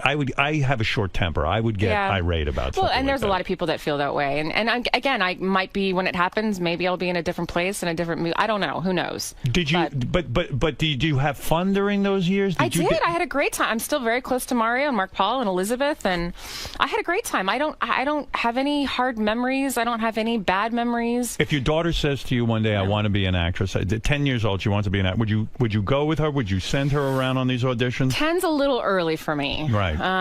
I'd want her to wait a little bit longer. It really depends on her school situation, how she's doing in school, because I really do feel that that's the most important. Right. But an amazing career you've had, because I think about it now, 90210, And I've been doing this 31 years, Howard. And you're working. 31. That's right. Yeah. And you've worked constantly. Pretty much. Knock on wood, yeah. After Saved by the Bell, 90210, and now this new show that you're on for 4 years. Yeah, and I've done, you know, other shows. Yeah, but this one's run for 4 years, yeah.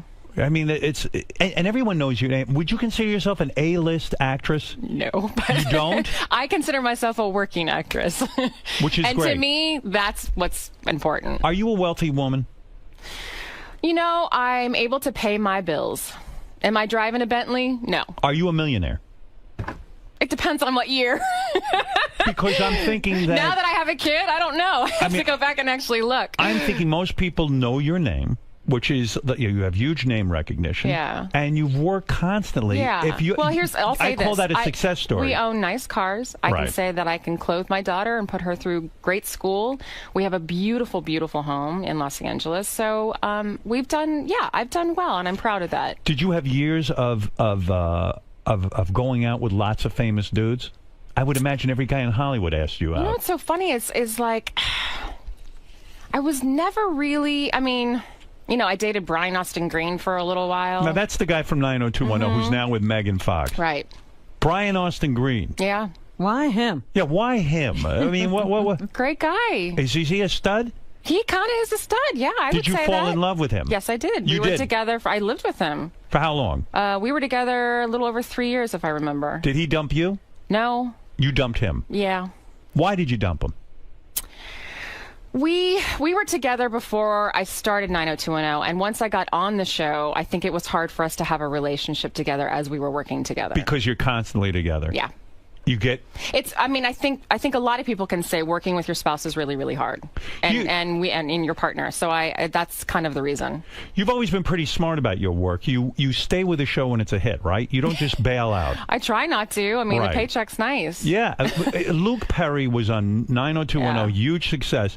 Huge mistake leaving the show, right? Didn't he leave at some point? He did leave. I mean, you know, Did you laugh at him and say, don't you understand how difficult this is to have a hit like this? No, because I think everybody makes their decisions, and you know, you live and learn. Did you ever make love with him? No. No, just Brian Austin Green. No, he was married. Oh, he was? Yeah, he was married. I see. And but you would never be with a married man? I've never been with a married man, ever. Wow. See, that Dustin Diamond's not doing you any good because everyone assumes you would be. He really? paints you to be loose. That? Well, I don't know about it. I mean, when he tells me you were with everyone, you actually believe him? Well, I figured you would sue him or something if he was making that. Why? I don't know. I would. And make what? He has no money. That's what true would too. I make? But Brian Austin Green, is he huge like Dustin in the pants? I mean, is he a guy who really turned you on? You'll have to ask Megan now that she's his wife. What do you make of that? Do you still talk to Brian, or would that every now and then? Not as often. No. Do you tell Megan that you're talking to him? Because I imagine she would feel upset. No. How does that come about that you talk to him? No, it's literally so random. Like once a year via email. That's it. So once a year you'll email him. Yeah, I think it's actually been longer than that now. It's so strange. Yeah. You were best friends on 90210 with Jenny Garth, and now you don't even talk. Something went down. Well, I mean, I think there's a lot of things. We were very, very close, even though when I first started 90210, the girls were not very nice to me when I came onto the show. Why? Because you started in later than everyone yeah, else? because I kind of sort of replaced Shannon Doherty on the show when Shannon left. And that was considered a threat to them? I guess. I don't know. I don't know what the real reason was. I think having somebody new come into an already very successful kind of, show that's run on its own, to have a new kind of energy was probably hard. Is that the worst situation for a young actress? You come on the set and everyone hates your guts. Not everyone. Not everyone. Just the guys girls. were actually very nice, of course. And of course Brian I was dating, so but the girls were not, they weren't easy. How does that take form? And I shouldn't say all the girls, because that's not true. Would you walk up? Tori Spelling was nice to you? No. She was a little hard at the beginning, but Tori and I are fine. Our kids go to the same school. You guys are nice to one another. Yeah. Isn't it true you stopped talking to Tori Spelling when she married this guy, Dylan... Dean something. Yeah. Why did you do that? Was that a type of intervention? No. We actually were friends with Charlie. Charlie. Her first husband, yes. And you took sides with Charlie. It's not so much taking sides. We just, it was a hard situation for everybody. And being that we were close with Charlie as well, my best friend was Charlie's roommate. It was hard. So you worked with Tori all that time, and then she gets married, and then after the marriage breaks up, you side with the husband. It's not so much siding. It was just the situation I thought was handled not in the best interest for everybody involved, and it was really kind of trying to take care of the person that I thought was done probably wrong. Did Tori come to you and say, how dare you? That, and here I am, a friend of yours, and I work with you. Well, we were coworkers. How does a woman handle it wrong? How does a woman handle that wrong? That's her business. But you were so turned off, you stopped talking to her.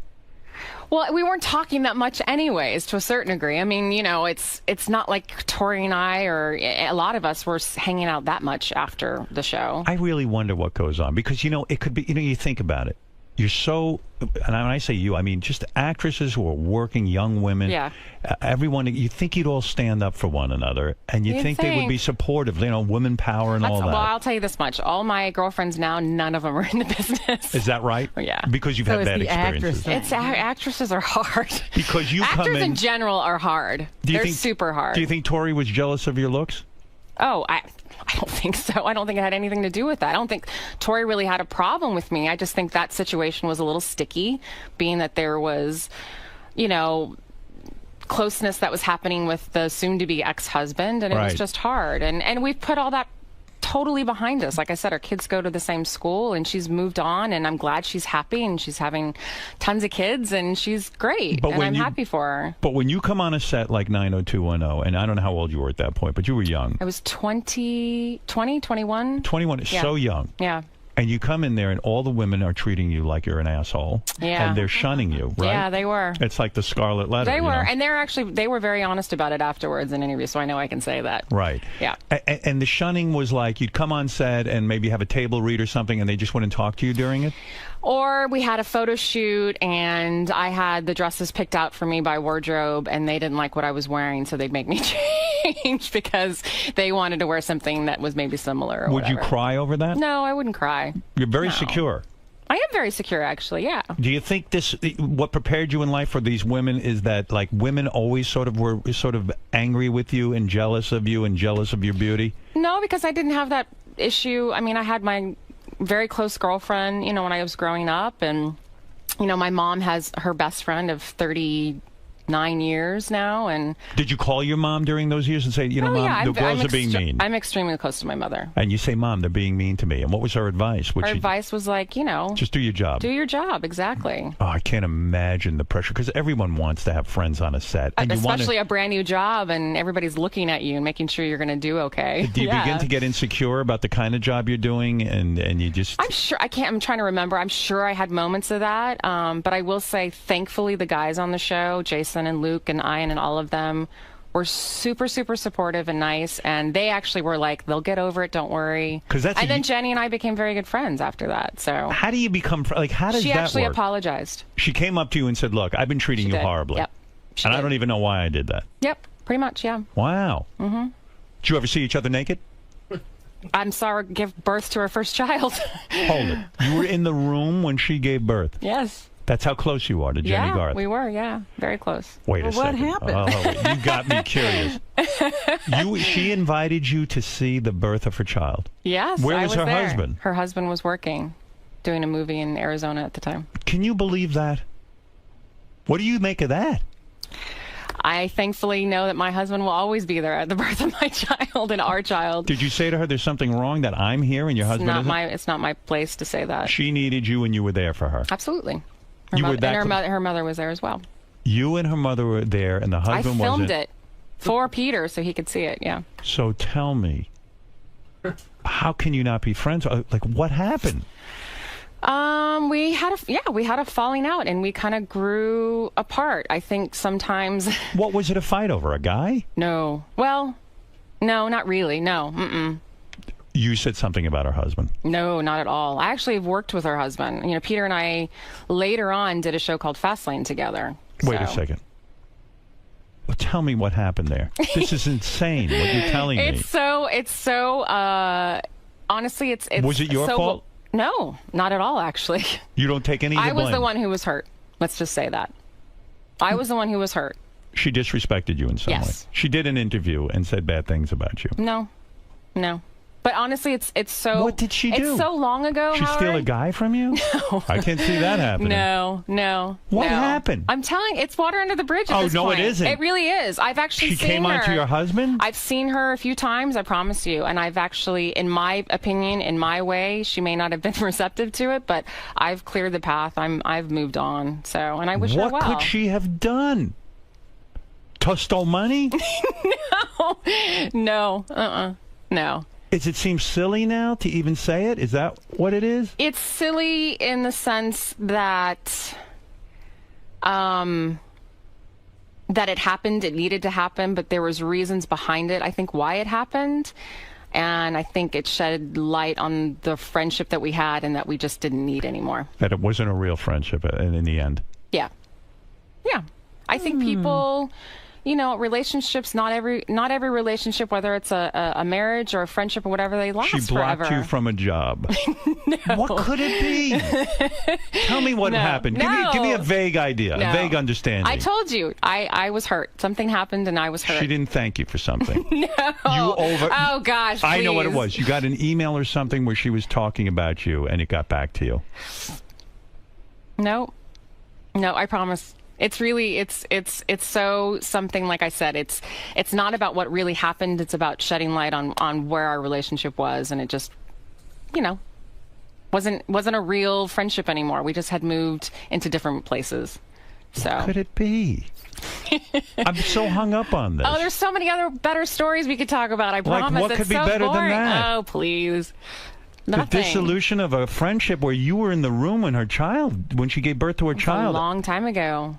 Long time ago. Yes, and that's why I say it's such water under the bridge for me. And I Robin, what could this be? I have nothing but great. I have a lot of thanks for her. I mean, she introduced me to my husband. She introduced you to your husband. She did. Yeah. Robin, what could this be? Sometimes people do outgrow each other. That's what I say. That's the only thing I can, she doesn't give it a specific. No, there was an incident. And sometimes when you think there's a friend there and you reach out to them for something and they're not there for you. Is this a pattern? She pretty much hit the nail on the head. She did? Yeah. I don't know what she said. That's woman talk. You reached out to her. That's girl talk. That's girl talk. Tiffany, you reached out to her to do something for you, and she didn't come through for you. It's hard to say it exactly like that. Robin said it better. But it's like she said, I think we were in different places, and I think our friendship meant differently to each other. And I love it's funny how our relationship started really rough and it ended the way it started. So who's the guy who gets to marry you? What is this guy's name? My husband? Yeah. His name's Brady. Brady. Mm-hmm. Must be a good-looking dude, right? He's a good-looking guy. Yeah, of course. Yeah. You girls all want good-looking guys. You know what? But he's not a pretty boy. I'm not into pretty boys. No. He's just what does he do for a living? He's actually an actor as well, and then he's an artist. He's a painter. He can't be making any dough. I never heard of him. Painter. What are you marrying a painter for? Because he's extremely talented. Has he sold any paintings? He actually has a brand new show here in New York. How much money was his biggest painting go? Oh, there he is. Tons. Is that him? Yeah, that's him. That's our daughter. He is a good-looking dude. Yeah.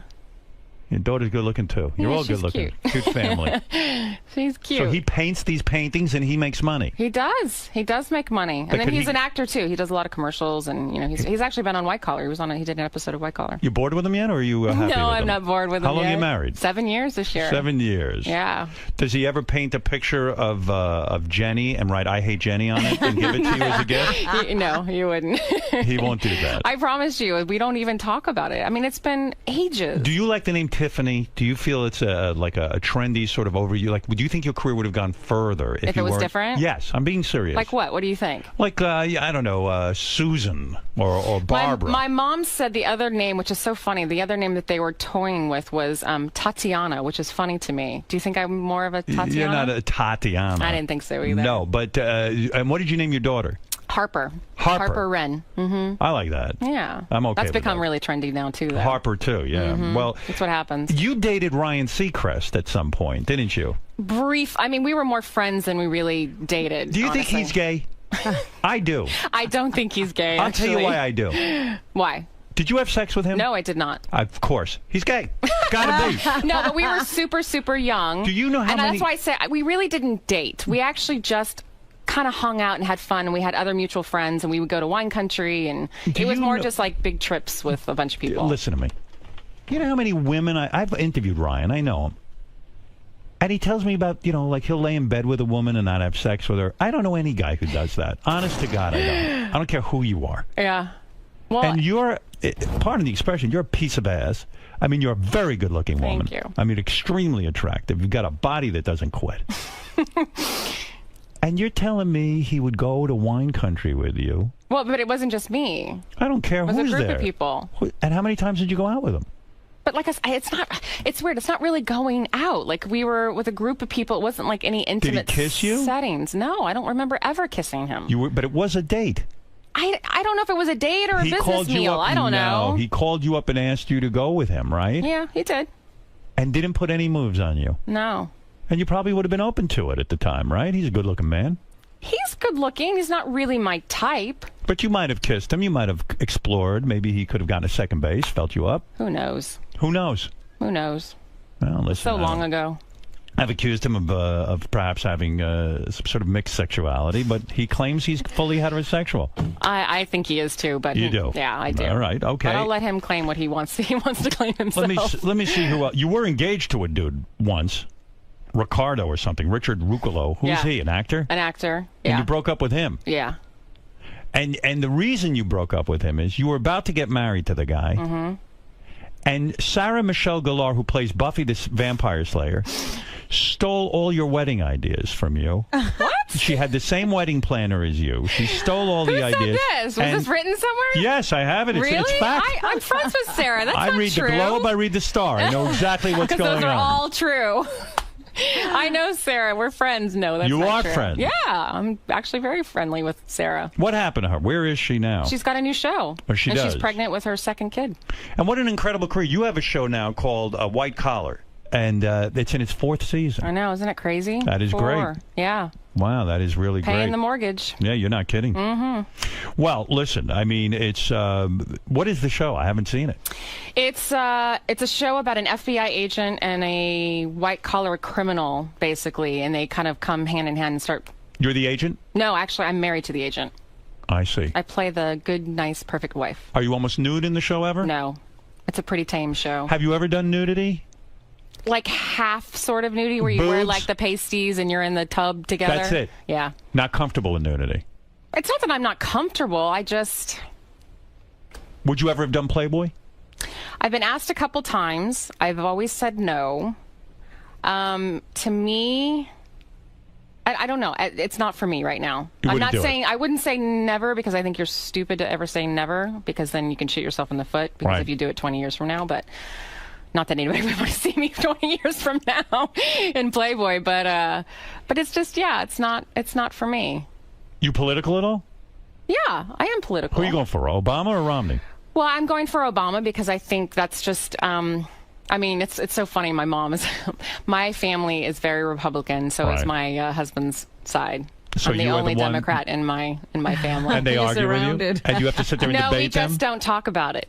Right. We just don't talk about it. Yeah. They don't want to hear from you on this. Yeah, it's funny. I actually was lobbying at the White House in Congress, and I brought back fake funny money with Obama's face on it. And my mom had some pretty funny things to say about it. Pauly Shore was once on my show, and you got very angry with him. I got very angry with him? Because he claimed that he had sex with you. Yes. Mm-hmm. And you were upset that he went public with it.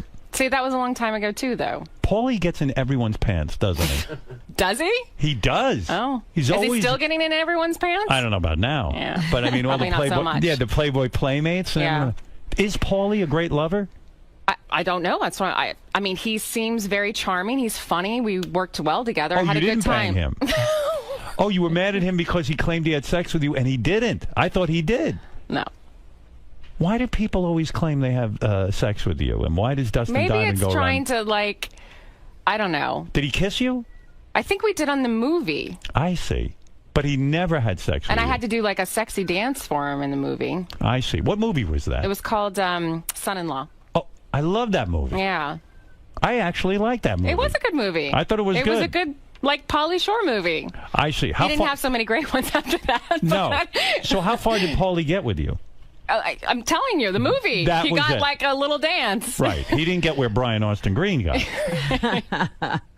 Yeah, no. I picture you a very sensual woman. Yeah? I mean, very active in bed. Yeah? I don't think you just lay there, do you? I don't think I do, no. You don't? You're No. open to all kinds of love? From my husband now, yes. For your husband? Yes. You do it all for him? I've pretty much done a lot for him, yes. You have? And I've given birth to his child, so.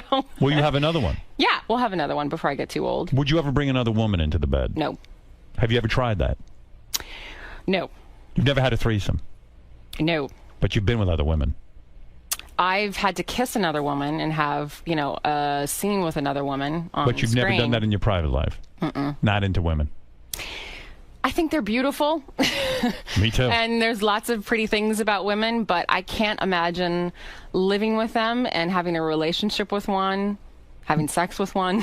Would you ever go to a strip club with your husband if he... I have, actually. You have? Mm-hmm. And you've received lap dances? Mm-hmm. And They're I imagine, beautiful. And I bet you these women go nuts when you're there. It's been a really long time since I've been to a strip joint. Like a really long time. Like I want to say 10 years. Do the strippers get your top off when you're in the club? No. Do they ever try to feel you up in front of your husband to turn him on? No, because Yes. it's only no. It's only I'm trying to remember because it's only been once that we've ever been to one together, and it was right when we started dating, and I don't remember ever that happening. I just remember them pretty legs around me and pretty boobs, And you liked it? and they always smell like vanilla, Right. don't they? Yes. They tend to. At I least mean, that's I'm not how I smelling remember. them. Nobody gets that close to me to smell. You know what I'm saying? They get close to you. So, how do we sum this up? Let's say that you have a huge successful career. Mm-hmm. You're extremely beautiful. Thanks. Your body looks smoking. Not bad. After having a kid, Let me see. I still got my Wow. legs. Yeah, you look good. Still tight in here. These Is it have gone hard down for a you little to- bit. What the rap on you was, it was hard for you to stay thin. You were always on crash diets and stuff. Dustin Diamond claimed that they, on the set of Saved by the Bell, because you See, had... that's already untrue because I actually was really thin on Saved by the Bell. My weight issues didn't happen until I became like a woman and my body was changing. And it was way after Saved by the Bell. So He I don't know claimed- why he was saying that. He was claiming that you had weight issues and that they all had to succumb to your dietary needs because the producers That wanted is you to such- stay thin. That's such baloney. The producers never came No. to you and said I mean, that. look at the show. I was tiny through that whole... I mean, I had no agree. boobs. I was no hips, nothing. I didn't change actually until I got to 90210 that my body started changing. Your boobs are real? Are they? Mm-hmm. Look. Good for you. What do you mean, look? Well, they're just, you can tell they're... You wouldn't get a boob job. I may after nursing. You will. They've changed. Well, are they like flapjacks now? No, but they're definitely different than they were before. Who do you hate more? I want you to pick one. Dustin Diamond or Jenny Garth? Oh. Hate is a really strong word. All right, let me give it to you another way. Okay. You're on a island. Mm-hmm. No, okay.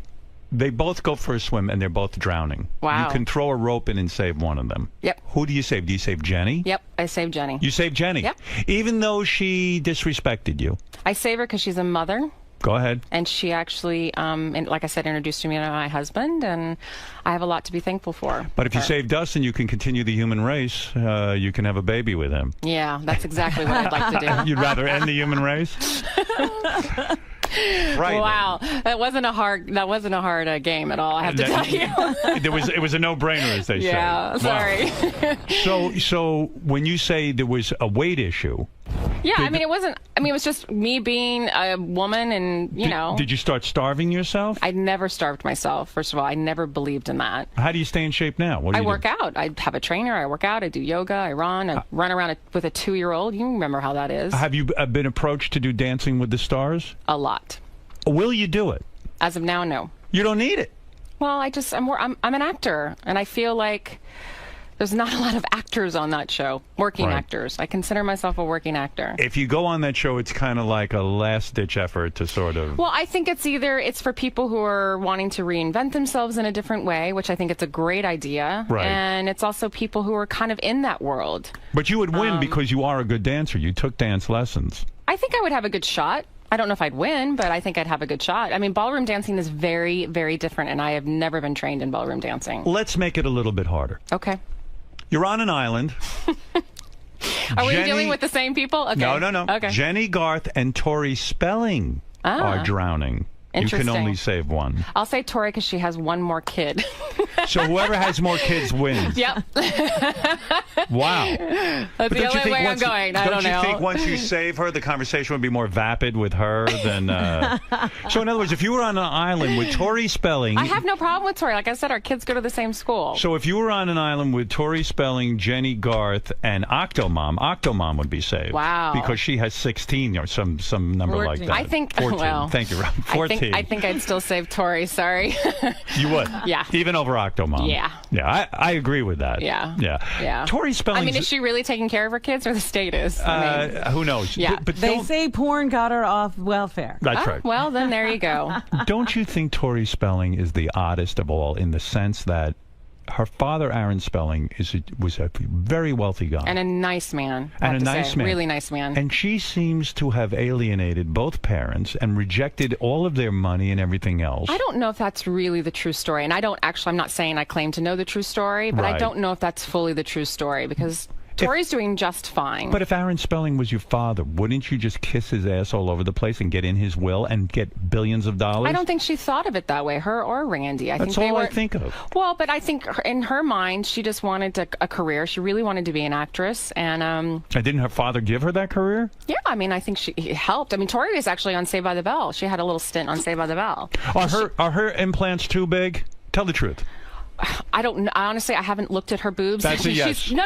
Honestly, yes. No, it's not. Say yes. You're putting words to my mouth. Please put words in my mouth. She's been pregnant for the last 5 years. I don't know. It's hard to say that.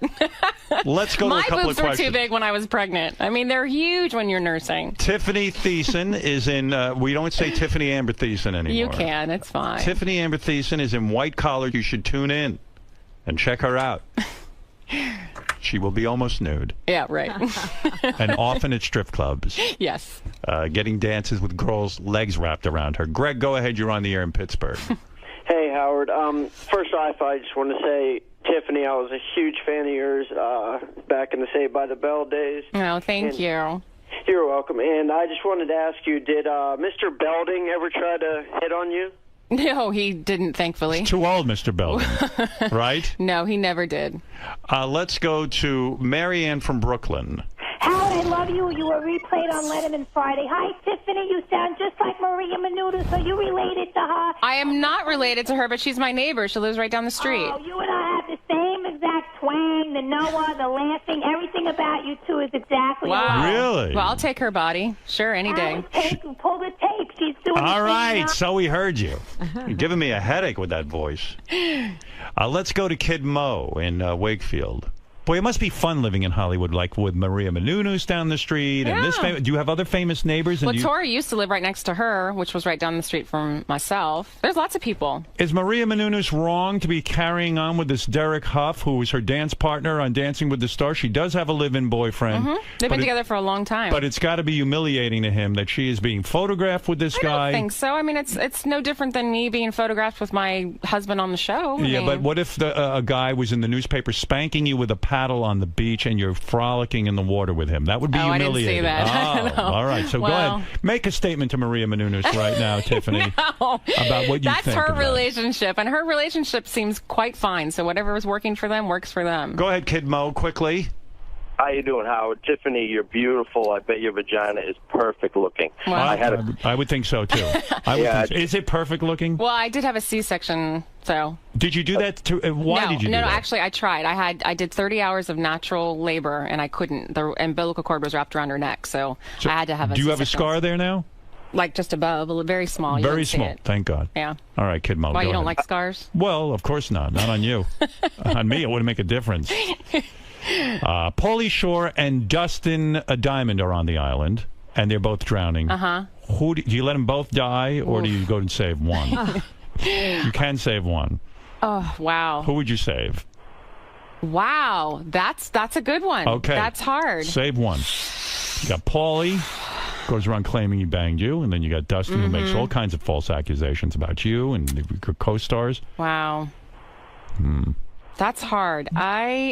Quickly, they're drowning. I know, and I'm trying, and maybe I just don't get there in time, and they both go. I don't know. Really? You're not going to save one? I'm swimming, and I'm not a good swimmer. So on purpose, you're letting them die.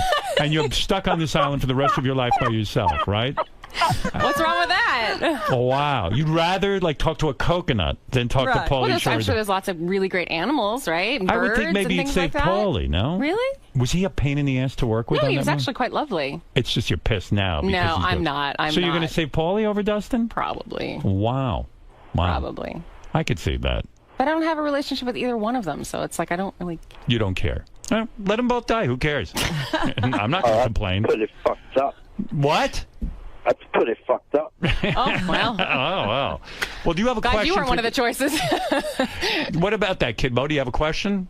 Yeah, just a quick question. Is she aware of how many times guys have jacked it worldwide over the years to her? You are a sex symbol. I've been told a few times. Yeah, listen, I told her when she walked in, and she was like, yeah, I know. Get in line. Let's go to Joe, who has the final question. Yes, Joe. Howard, great to talk to you. Tiffany, I met you when you were Little Miss Junior America. Oh, my gosh, that was a long time ago. And were you a beauty pageant girl? Mm-hmm. That must have been awful. No, I actually had a good time with those, too. Really? I didn't do that many of them. I only did a few of them, and then I started working right after that, so. All right, Joe, go ahead. So we used to be pen pals after that, so I was curious if you ever remembered any of that. Were you pen pals with, or was that sort of a publicity thing? I want to say I remember being pen pals with a few people, and nothing against you, sweetheart. I totally promise. But after having a baby, and I'm sure Beth can probably relate to this. Your brain is like, it fries afterwards. You just don't remember anything. Oh, understandable. It was a long time ago. Yeah. Well, it's nice to hear you again. King of All Blacks, go ahead. Yes, Howard, man, I'm just so curious. It sounds like she has the prettiest feet in the world. You're into feet. This is the guy who has... It sounds like she has pretty feet. I do How actually does have that good sound? feet. I will say that. Let me take a look at your feet. You want to see? If you don't mind. No. Let me see it. Are they long and thin or chubby? She has really good feet. Yeah, I have I got to good feet. say, they're beautiful. Yeah, More I beautiful do. than mine, and I don't say that about anybody. I do have good feet. I have said that about King myself. is right. You sound like you have beautiful feet. Do I? What would you do to her feet, King? Oh, my God. I would smell them, like, gently. And like after she wore some herbs, I would smell them, and then I would, rub them against my joint. You know what I'm saying? Well, isn't that nice? It's so funny, people with foot fetishes Oh, and he's like got a little huge fetishes one. like that. You Yeah, see it it's with funny. his wife. I like when they're in the boots. Like I don't like them when they clean out the shower. I like them when they musty. Like. Oh, interesting. Right. Huh. Okay. Have you ever rubbed your feet on a black man before? No, I have not. Have you slept with a black man? No, I have not. Isn't it true there was a basketball player that actually sent you a nude picture of himself asking you out? No, that was a baseball player, actually. Oh, it was? Mm-hmm. And who the hell would do that? It's somebody very famous. He sent you a nude picture of himself. Uh-huh. When did A-Rod, it wasn't A-Rod? No. Mm-mm. Jeter? No, and he wasn't an African-American, so. He was a white guy. Mm-hmm, he was a white guy. A white baseball player took a naked picture of himself and sent you. Isn't that the ultimate turnoff to a woman? How silly it was pretty, I wasn't a fan of it. Was he well hung? He wasn't bad. Right. It's just... Like, I was never a girl that liked, in Cosmo when they'd have, like, the half-naked guys. I just think it's cheesy. Right, absolutely. I just do. So you politely said, no, I do not I gave want it to my gay best friend. And he liked it. Yeah, he loved it. He would have gone out with him. Let's go to Rick. Obviously, there's a huge demand for people to ask you questions. Okay. Even though we haven't had one legitimate question What yet. team was he on? Yeah, what team? Give me a team, Tiffany. No, because then you'll probably figure it out. No, come on. No. Why didn't you give that picture to 𝗦𝗫𝗄𝗿𝗍? I listen. Maybe she did. Honestly, I do not know Ryan's sexuality, of course. As you know, I tease him because... I think you're not the only one who teases him. Rick, I think he's very used to it. Go ahead, Rick. Thanks, King. You're the best. Tiffany, were you spanked growing up, and do you like to be spanked now? I'm trying to remember. Were you ever spanked as a child? I think I was spanked once only. Were you nude? No, I was not nude. Who spanked you? My mother with a switch. With a switch? Yeah. That's old school. Yeah, old school. What did you do to get spanked? I think I lied. I think I had a big lie. I think I said I wasn't supposed to go swimming next door, and it was too cold, and I think I did, and they found my wet bathing suit or something like that, and I got switched. Switch, so it had to be, I had to go outside in our yard and pick out the switch I wanted to be used on me. Oh, my God. Yeah. Was it only happened once? Only happened once. That's it. On your naked buttocks? No, it wasn't. I wasn't. Were you stripped down of your underwear? I think I was in shorts or something. In shorts? Around the legs, that's what they would do. Oh, on your legs? I think it was my legs, yes. I think Robin's right. How many times were you hit? Once. That's it? Once. That was it. Did it hurt? Yeah, it hurt. Yeah, it hurt. Who sends their kid out to pick a switch anymore? Lots of parents do that. You go get the switch. Well, think about it. I'm 38 years old. This was a while ago. Do you fantasize about being spanked now as an adult? I'm not. Has your husband ever spanked you? Mm-mm. Did Brian Austin Green ever spank you? No. Did Pauly Shore ever spank you? No. Did Dustin Diamond, Screech, spank you? No? Did Ryan Seacrest spank you? No. That's what I thought. No. But you know, Howard, when your parents sends you out to get a switch, the kid comes back with a good hard stick. Yeah, that's the stupidest thing. That's the stupidest. I'd be like, hey, listen, dummy. I come back with a twig. Yeah. I go, you asked me to. My mother used to say. I think you're so in fear, that you just want to get it over with. So it's just like picking a switch, coming in, getting it done, and be done with it. See, my mom was smart. She used to hit me with a hanger, but she'd pick out the hanger. Ooh, hanger. Oh, but then she'd go, you're not letting me hit you. You're holding my arm. And I go, yeah, that's called self-defense. Yeah. I know a lot of people used to do, like, the paddle from their... Ping pong? No, well, yes, they could do that. But isn't the old school, like, Catholic schools with the paddles and stuff? Rulers. Yeah, rulers. Would you ever hit your daughter with a switch? No. I think, here's the thing. Don't defend your mother's actions on this. No, I think there's times where you feel like, wow, that's the only thing you can do. But you hold back. But I think there's other ways that are a little more constructive. Because it's humiliating. Well, I think that's what we thought last time. I mean, 30 years ago, 40 years ago, 50 years ago. That's what your mother thought. She thought she was a lot more of an easy hand than actually having my father do it. Would you let your daughter be in beauty pageants at a young age? I don't think so. They're very, very different now. So you're a very different mother than your mother. Well, it's not about that. I mean, honestly. Yes, it is. No. Well, I mean. You're angry and critical with your mother. I'm not. She lives with me. Are you kidding? She takes care of my daughter. I love my mother. She's spanking her right now? No, she's getting the switch? No. Who knows? Let's go to Jim for the final question, then I'll let you out of here. I'm obviously holding you too long. What is it, Jim? Tiffany, did John Stamos or Scott Baio ever try to get in your pants? No. Stamos missed you? Yep, nope. And Baio also? I worked with Baio, but no, yeah. Mm-mm. What an insult. Baio didn't hit on you. I don't think I would have let him. Chachi. I just... Not... Because he's with too many women. No, I did. He wasn't my... Pretty boy. I didn't think... Is he a pretty boy? He was not your type. I wouldn't consider him a pretty boy in mine. Turns me on about you. Maybe by the time she worked with him, he lost his looks. I don't know. When did you work with him? It was Charles in Charge. I did 2 episodes. Okay. And it was just... I didn't have anything. Maybe he knew that and didn't even try. Other than your husband, who's the hottest, sexiest guy in Hollywood right now? Beside me and your husband. Hottest, sexiest guy besides... Well, I have kind of a thing for Mike Rowe. Do you know who that is? No. He has a show called Dirty Jobs. And you like him? He's pretty hot. But my husband knows that, too. I see. Okay. All right. One last... I like him kind of manly and dirty and, that would be not me. so clean. Well, or Fred. Let's go to Jared. Hey, what's going on? I'm not manly, but I'm dirty. Go ahead, Jared. I meant dirty on the outside. Oh, well, that too. I am dirty on the outside. Believe me. You talk dirty. Catch a whiff. Jared, go ahead. Hey, what's going on, guys? Listen, I just wanted to say, great interview, Howard, but Tiffany, I got to give it to you. You're just a classy woman, and it's great to hear that from an actress.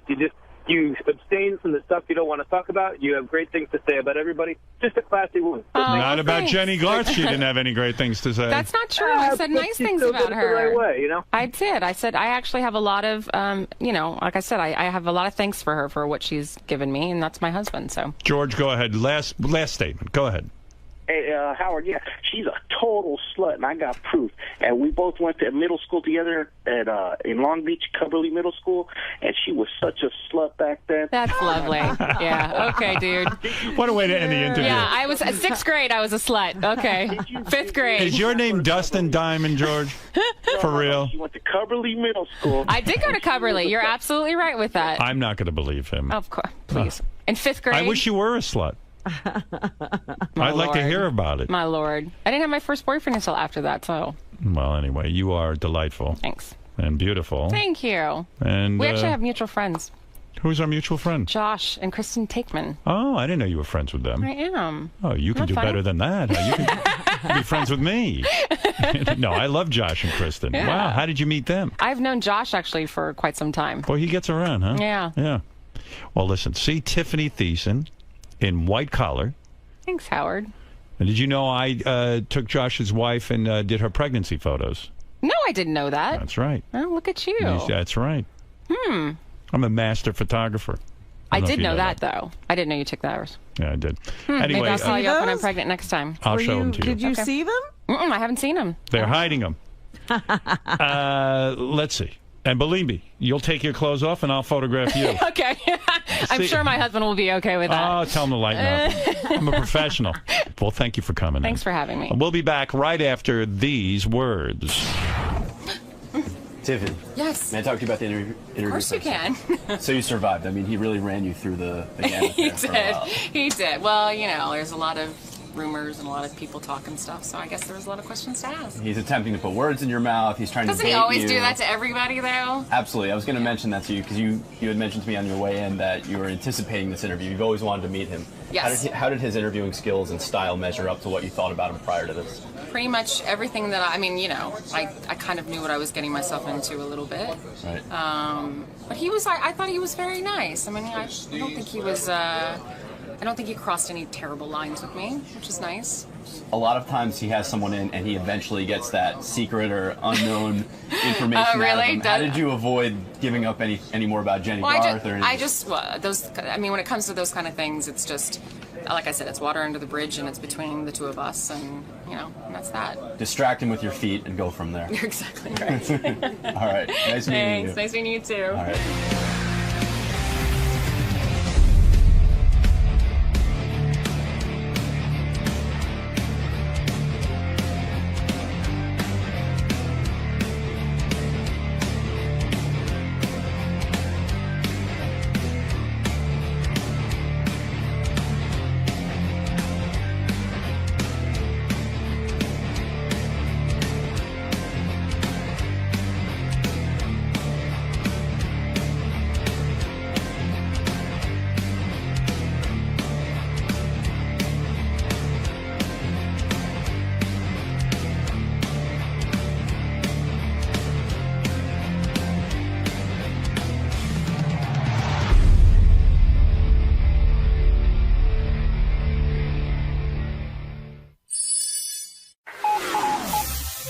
This is the best of the wrap-up show. A recap and behind-the-scenes look with John High and Gary 𝗛𝗏𝗏.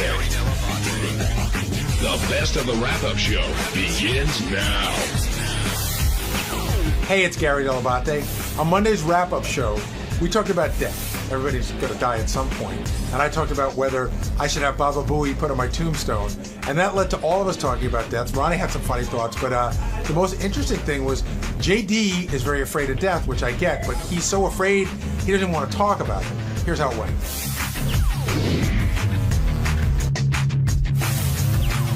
Before we get to Tiffany, I do want to talk about the Olympian who called in, Skyped in from Russia, I guess. Yeah, just to he gave you the big Baba Booey shout out and plans to do plenty more, including if he medals. Yeah, I think it's funny when people say he gave me the big Baba Booey shout out. It's not about me. It's about the show. Baba Booey. I said Baba Booey is a word that you yell out to let the whole world know. But you're you must get. I would. I mean, you don't get personal, like a little, like wow, that's kind of neat. I think it's kind of neat, but I think it sort of transcends me. In other words, not going Gary Dell'Abate, go Baba Booey, but that's just a word. But it's great. It's great that he did that on literally an international stage. Yeah. Well, ultimately, it is your nickname. I know what you're saying. The show is bigger, but it is kind of personal. It's fun. Believe me, it's fun. I mean, I like it when there's a guy. I can't remember his last name, Seth. He does NCAA basketball updates and stuff like that. Seth Davis? Yeah. And so we'll be sitting on the couch, like Mike Jackson and all his friends will be sitting on the couch watching March Madness, and he'll go, look at this one. He goes up for the shot. Baba Booey. And everybody looks at me and cracks up. They think it's a riot. I've said before, I think this is one of those things that it's going to outlive the show. And like 100 years from now, people will be doing like Baba Booey at whatever the news is then, and people won't know why. They just know it's something you do like at public events. Do you think... this is funny because I had to deal with some stuff at the cemetery yesterday. Do you think... Did someone Baba Booey? I should have it on my tombstone? Yeah. Do you plan on having it on your tombstone? No, I'm not even sure I plan on having a tombstone. Oh, really? I'm thinking of going the cremation route. Although Mary wants to Put it on the urn. Mary wants to be cremated, and I told her I would like a large tombstone with Klieg lights that go 24 hours. You're going the cremation route, Ronnie? Is that your plan? Possibility. They already started, it looks like.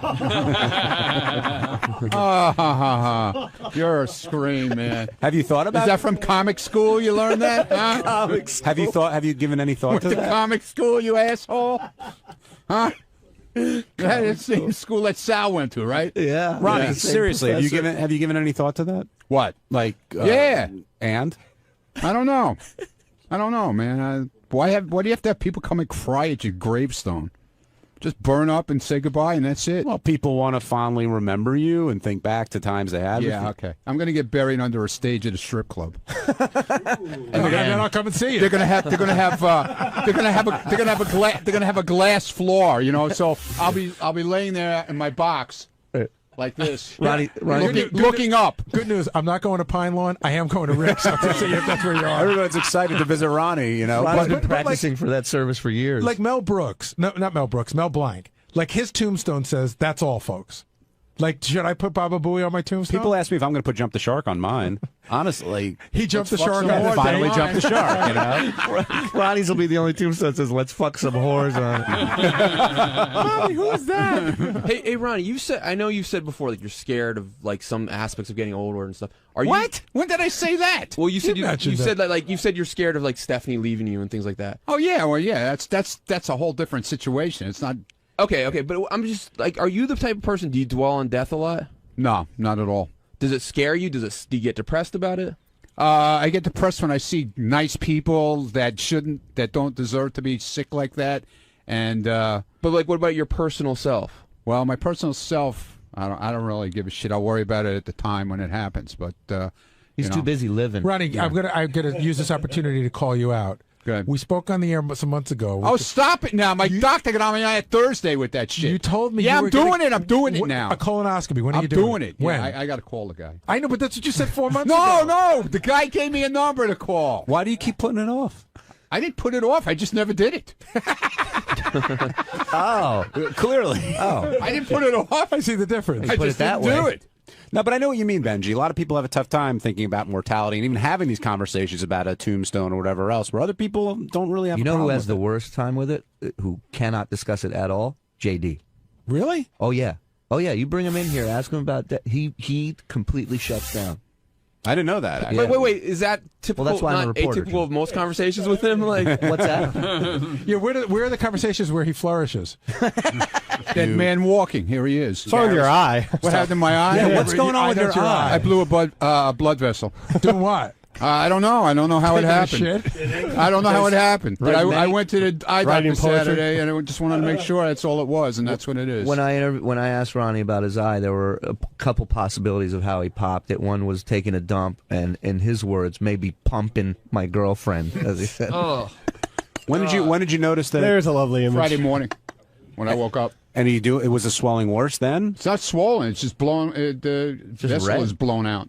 There's blood in there. Blown over it. We were talking about mortality. Dead man Gary was walking. talking about. I don't what he want was- to talk about death. Come on, man. I really don't want to talk about Come death. on, you going to come and burn with me? Why? No, because it seriously scares the shit out of me, and I think about it enough on a daily basis. Do you think that if you talk about it, it will make it happen? It just makes me think about it, and it really just weirds me out, and I just really hate just. And even I thinking can about relate to this because I was like this for a while. Like I had that same problem where Until after you got married. I would and then you died. I would just lay in bed and I'd think, oh my God, like this is. We only get one shot at this. Like, what the I can't even be around for this. And he freaks out. I don't go around one time, JD. That's what I keep telling you, man. Let's enjoy the block party. Let's not talk about death specifically. Quit crowbarring that in. Let's not talk about JD. Yeah. Let's not talk about death specifically, but rather like your phobia. Like, what about it makes you like I can't think about it. Because I don't know what happens after, and I don't know. Maybe nothing. Well, exactly. The and bugs are going to eat your eyes I know. out, man. I don't know how it's going to happen. I don't know if I'll be in pain. I don't know if it'll be in an embarrassing situation. Can I say something? Because I understand what he's saying a little I don't bit. know if I'll be shot or something. We have no control. Like I think about death a lot. Today I'm driving in and I hear the story on the news station about the guy driving the wrong way on the Long Island Expressway again. And he hit somebody. The guy driving drunk instantly died. Well, they don't know if he was drunk. And the guy he hit is in bad condition. And I always think, like, I think I'm doing the right thing, but maybe today's the day a guy gets on the fucking West Side Highway going the wrong way. And then I have no control. You don't know. Is it the unknown? Is it because you can't control it? What about it? Yeah, it's just everything about it. It's just like everything just ends and you don't know what. And that's exactly what I would think. It's the same exact thing that I would think. That it just how is this all just end all of a sudden? Like, But with that attitude, which is not that weird for people to have, with that attitude, you should go, well, if I don't know when it's going to end, I'm going to do all these great things and get it done before it's too late. He's doing it, man. He's doing it. No, it actually just makes me not want to do anything, and I just want to prolong my life doing nothing. How long have you had this issue? Oh my God! Since as far as I can remember. I mean, yeah, there's a scene in What About Bob when the little kid is freaking out Bill Murray and he's like, "We're all gonna die." I remember that. This is it. We all die. He just keeps going on and on. And I remember then, like, I had those same thoughts, and I was like, holy shit, this is freaking me out. And that's one of the scenes I never forget from What About Bob. You think JD's being ridiculous here, Will? Yeah, a little ridiculous. Oh, fuck Will. I mean, if you're so worried about being healthy, why don't you watch it? All right, shut up. Has nothing to do with health. And he works in a fat joke. No, but it brings up a point. Hack. Like, if you got diabetes tomorrow, right, which would alter your life, would you say, God, I could have done something different? Yeah, of course. Then why don't you? I don't know. Because I'm lazy. I like doing what I'm doing. It makes me happy. So you are living life. You're living life. He's living whatever. large. That's for sure. All right. You're living Okay. life if you could only enjoy it. Exactly. Would you want to be cremated or tombstone or? Jesus. I don't want to think. Burn about up, man. It's good. Don't even. You don't want to get eaten by those maggots. You know how they crawl into your eyes and shit, man? Whatever. What they did to Ronnie's eye. Keep talking. Whatever Yeah, gets exactly. Will off a big casket joke or something.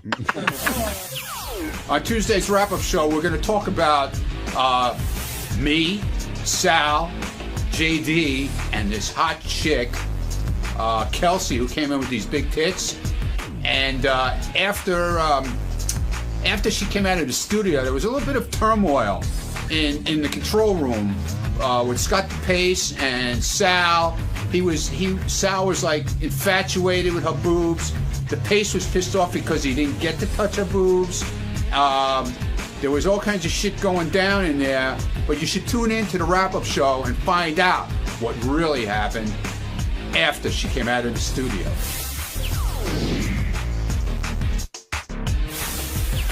You were all about titty fucking this girl. You brought it up numerous times. Listen, dude, when you got them like that, you use them. You don't put them to waste. Do you think you convinced her that she shouldn't do what she's going to do? No, she's going to do it. I'm telling you. You just have that feeling? I have that feeling. She's got that look in her eyes. She's going to do. She's going to do it. You were. I was hoping at least she would cancel Friday's appointment and think about it a little bit, but I don't think so. Now you were fired up over it, but Robin was really fired up over it today. Did you notice that, Gary? I did.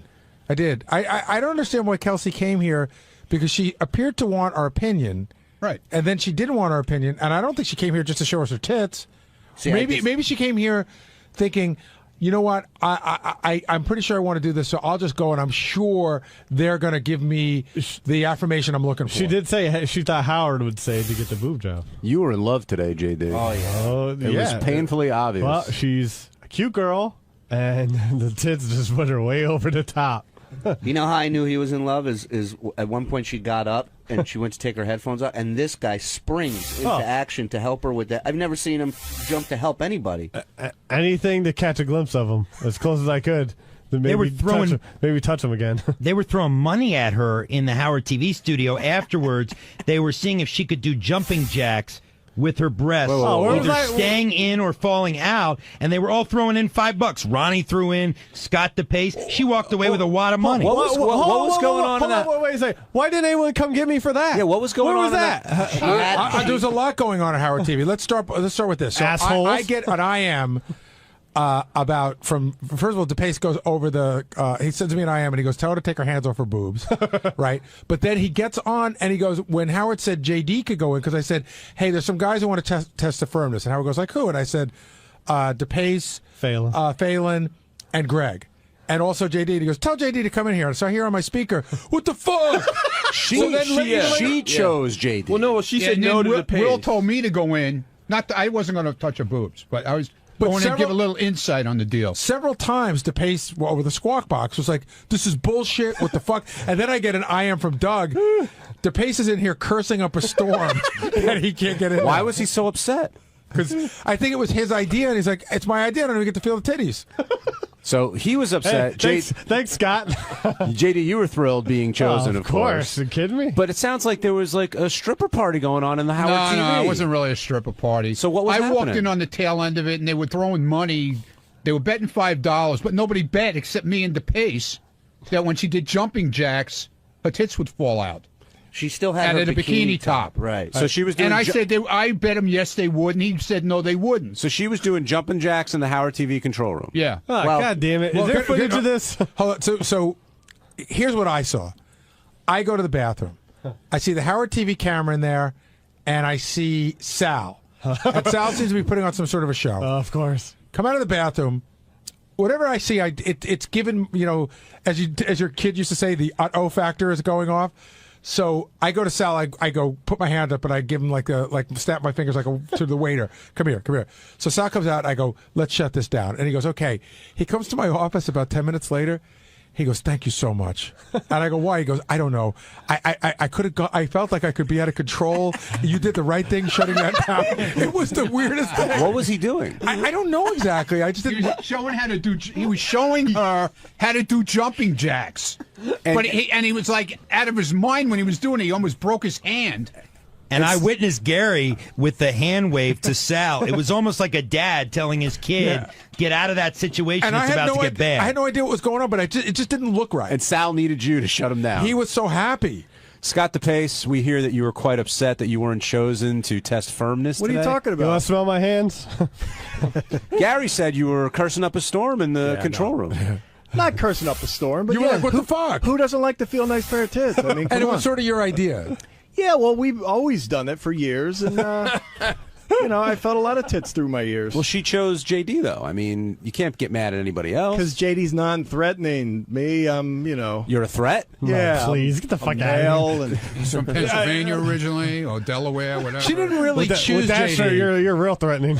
We threw out a bunch of names, and she said JD. Okay, now if Scott and the other guys came in, she might have been up for it. Hey, Scott, does your wife mind at all? No. Although the only time she did, I think she was pregnant that one time, and when I felt Victoria's a drock, and you feel her tits or her clit? I felt her tits from behind, and I immediately called Pam afterwards, who was 8 months pregnant. I said, "Hey, listen, just so you know, I just did that," and she said, I don't care. She calls back 5 minutes later and goes, "Wait, now what did you do?" And I told her, and apparently one of our neighbors had heard the segment and said to her, "Hey, man, you a nice woman, 8 months pregnant, you're letting your What the fuck is up with neighbors?" I know. Richie Wilson, what do you want to say? One of the best things you guys missed was Sal said to the girl, "Let me see your shoes," and he got on his hands and knees and crawled and looked up her skirt. See, can't be happening. That can't be happening. I mean, you guys had a party back how there. did he get that on camera, Richard? How did she end up with a camera in the TV room with Sal? Doug wanted, well, I don't know how Sal got there. Doug wanted to do something for television where, we would all tell her what we thought as well. And she was up for it. She seemed game. And how did it turn? Well, I don't want to know. Stop touching the microphone. You can talk from there. John Lieberman, what did you want to say when you were touching that mic? Go ahead. They can hear you. Go ahead. I know. I was just going to say, what's wrong with you? Sal followed her from the moment she left the studio. Oh, geez. Followed her with Greg Carmel interviewing her all the way into Howard TV. And Sal tried to show her how to do a jumping jack, and she couldn't replicate how Sal was doing it. So Sal did it again in a certain way so that her breast would come out. Scott, back me up here. Yeah. He was doing this freaky kind of jumping jack. And she's like a little girl. I mean, she's replicating everything Sal's doing. Scott, who did you think was the most fired up today? Ronnie, Robin, Fred, JD? Which one? Oh, definitely Ronnie. Ronnie was, although JD was really into it, but he's not as vocal as Ronnie. Yes. Ronnie's very vocal, and he let it be known on the end. Were you surprised at Robin and how much the advice she was giving and how she felt? She's got experience with that, but what the hell is that? Dude, you felt Victoria's boobs? Yeah, see, I didn't feel those. Dude, I would have went for the clit, man. It's like a guy's cock, man. That's cool. You want to feel a guy's cock? What? Dude, did you ever see a clit? Talking about? Comando deu liberação. Vocês estão indo para a linha de frente. Se equipem e peguem os paraquedas. Vai ter muito inimigo lá. É bom ficar de olho bem aberto.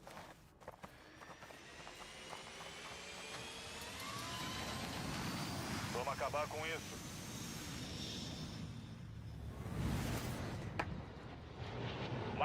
Podia ser no endgame. Nossa, te matava. Te dava time-out. Ai, velho. Não podia ter um desse aqui mais perto? Vou cair ele mesmo. Coroa não dá pra mim, não. Nossa, tá longe. Ai. Bora nesse daqui, ó. Não, mas tu jura, né? Não peguei 1 milhão de cara aí. Vai ser igual a partida anterior, entendeu?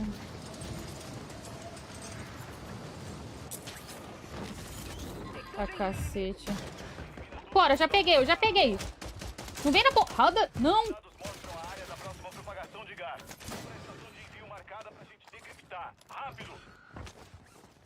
cara tá aqui. Vem aqui. Nem fudendo, me caiu. Tá um de vida. Um de vida não é, né? Eu acertei 2 tirinhos nele. Ah, seu PS4, então de vida. Mano, assim... Fala que eu não tô com sorte com esse contrato.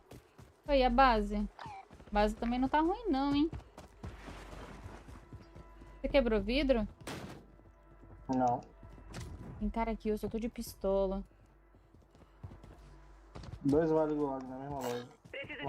Eu vazei, irmão. Não tenho arma pra tretar.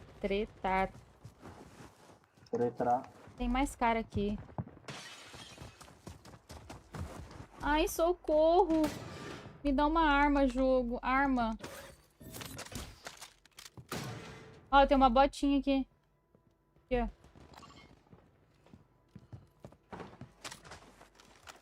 Uai, o cara tava ali. Pega ali a botinha.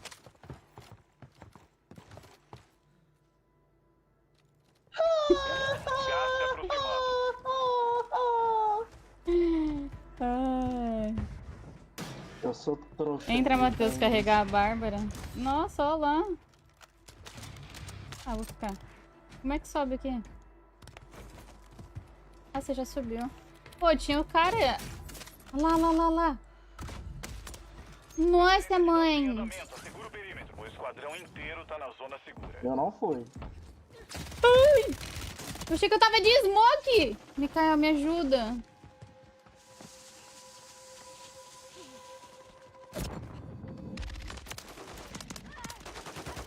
Esse aí tá 1 de vida. Oi, eu vou te falar, eu achei que eu tava de smoke e eu queria muito interrogar pra completar a missão. Faltou só 3. Tô indo pra cama. Não. Ai. Não conta comigo porque eu tô lagado. Ah, começou a conversa fiada, entendeu? Da onde que é os tiros? Eu tô vendo. Daqui. Que isso, irmão? Mikael. Desce. Me revive. De pé agora. Você tem placa? Ele veio. Não. Já veio. Ele subiu.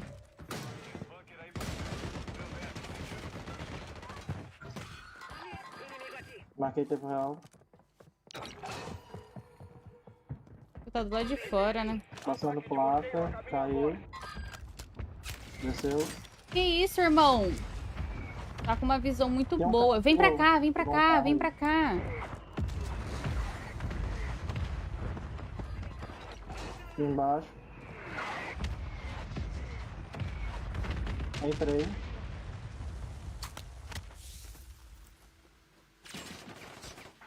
Fase secreta limpa. Área assegurada. Tá vindo um aqui, ó.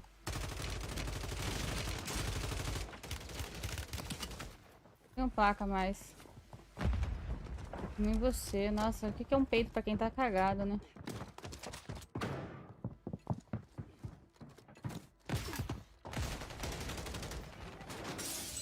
Que? O outro cara é outro cara, outro time. Não é possível, É outro Jesus. time. Pô, se eu não me engano, eu vi uma lojinha portátil aqui em cima. Estão me mirando. Ai, o cara tá aqui em cima! Não é possível.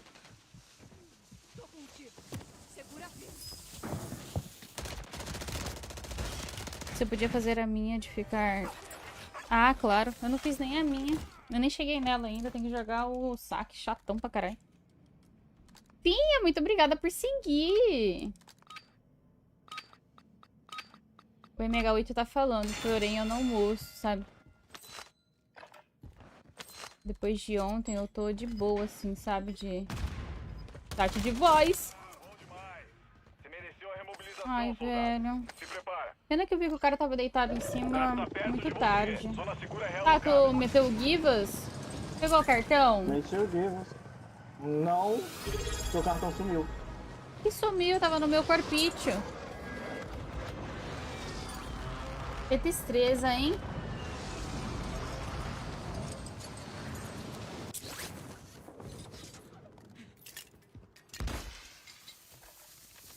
Você smoketou? É. Cadê? Você tem vale gula? Ou não? Tenho. Me dá aí já antes que eu morra. Que isso, finha? Muito obrigada pelo Prime. Só entrar e sair, eu sei, Matheus, mas é chato. Você tem placa, Mikael? O cara aqui. Não. Agora eu tenho. É o corno que me matou, não é? Casa a caminho. Vou morrer. Tô batatando. Nato, valeu por seguir. Muito bem. Valeu, filhinha. Não tá fazendo live hoje, não? Saudade quando vocês jogavam Gartic. Tentei jogar com os aleatórios lá, mas não é divertido igual é com vocês. Tá camada? O que que deu, finha? Pô, onde que era? Era aqui atrás, né, que eu morri. Olha aí. É aqui. Essas horas já sumiu faz hora. Cara chato, mano, aquele maluco. Sumiu. Tem porra nenhuma aqui, não. Ah, mas esse aí é o meu loot, né? Que tristeza. Tá, é isso. O trem tá parado. Tem tretas lá pra trás. O negócio é... andar pra algum lugar. Tem que atualizar a inscrição. Ah, sim. Já atualizo. Volta aqui, amigo. Tava já durante a live, assim que se liguei, tomei remédio pra enjoo. Vixe, Finha, mas será que é virose? Não sei se dá virose essa época aí onde você mora. Tem um blindado aqui. Oh, o cara tá em cima do blindado. Pode ser dengue também, Finha.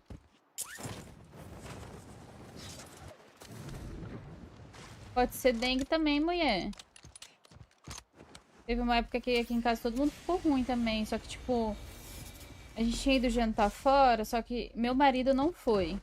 Foi eu, a minha filha, a minha irmã com o bebê dela. E... quem passou mal primeiro foi a minha irmã.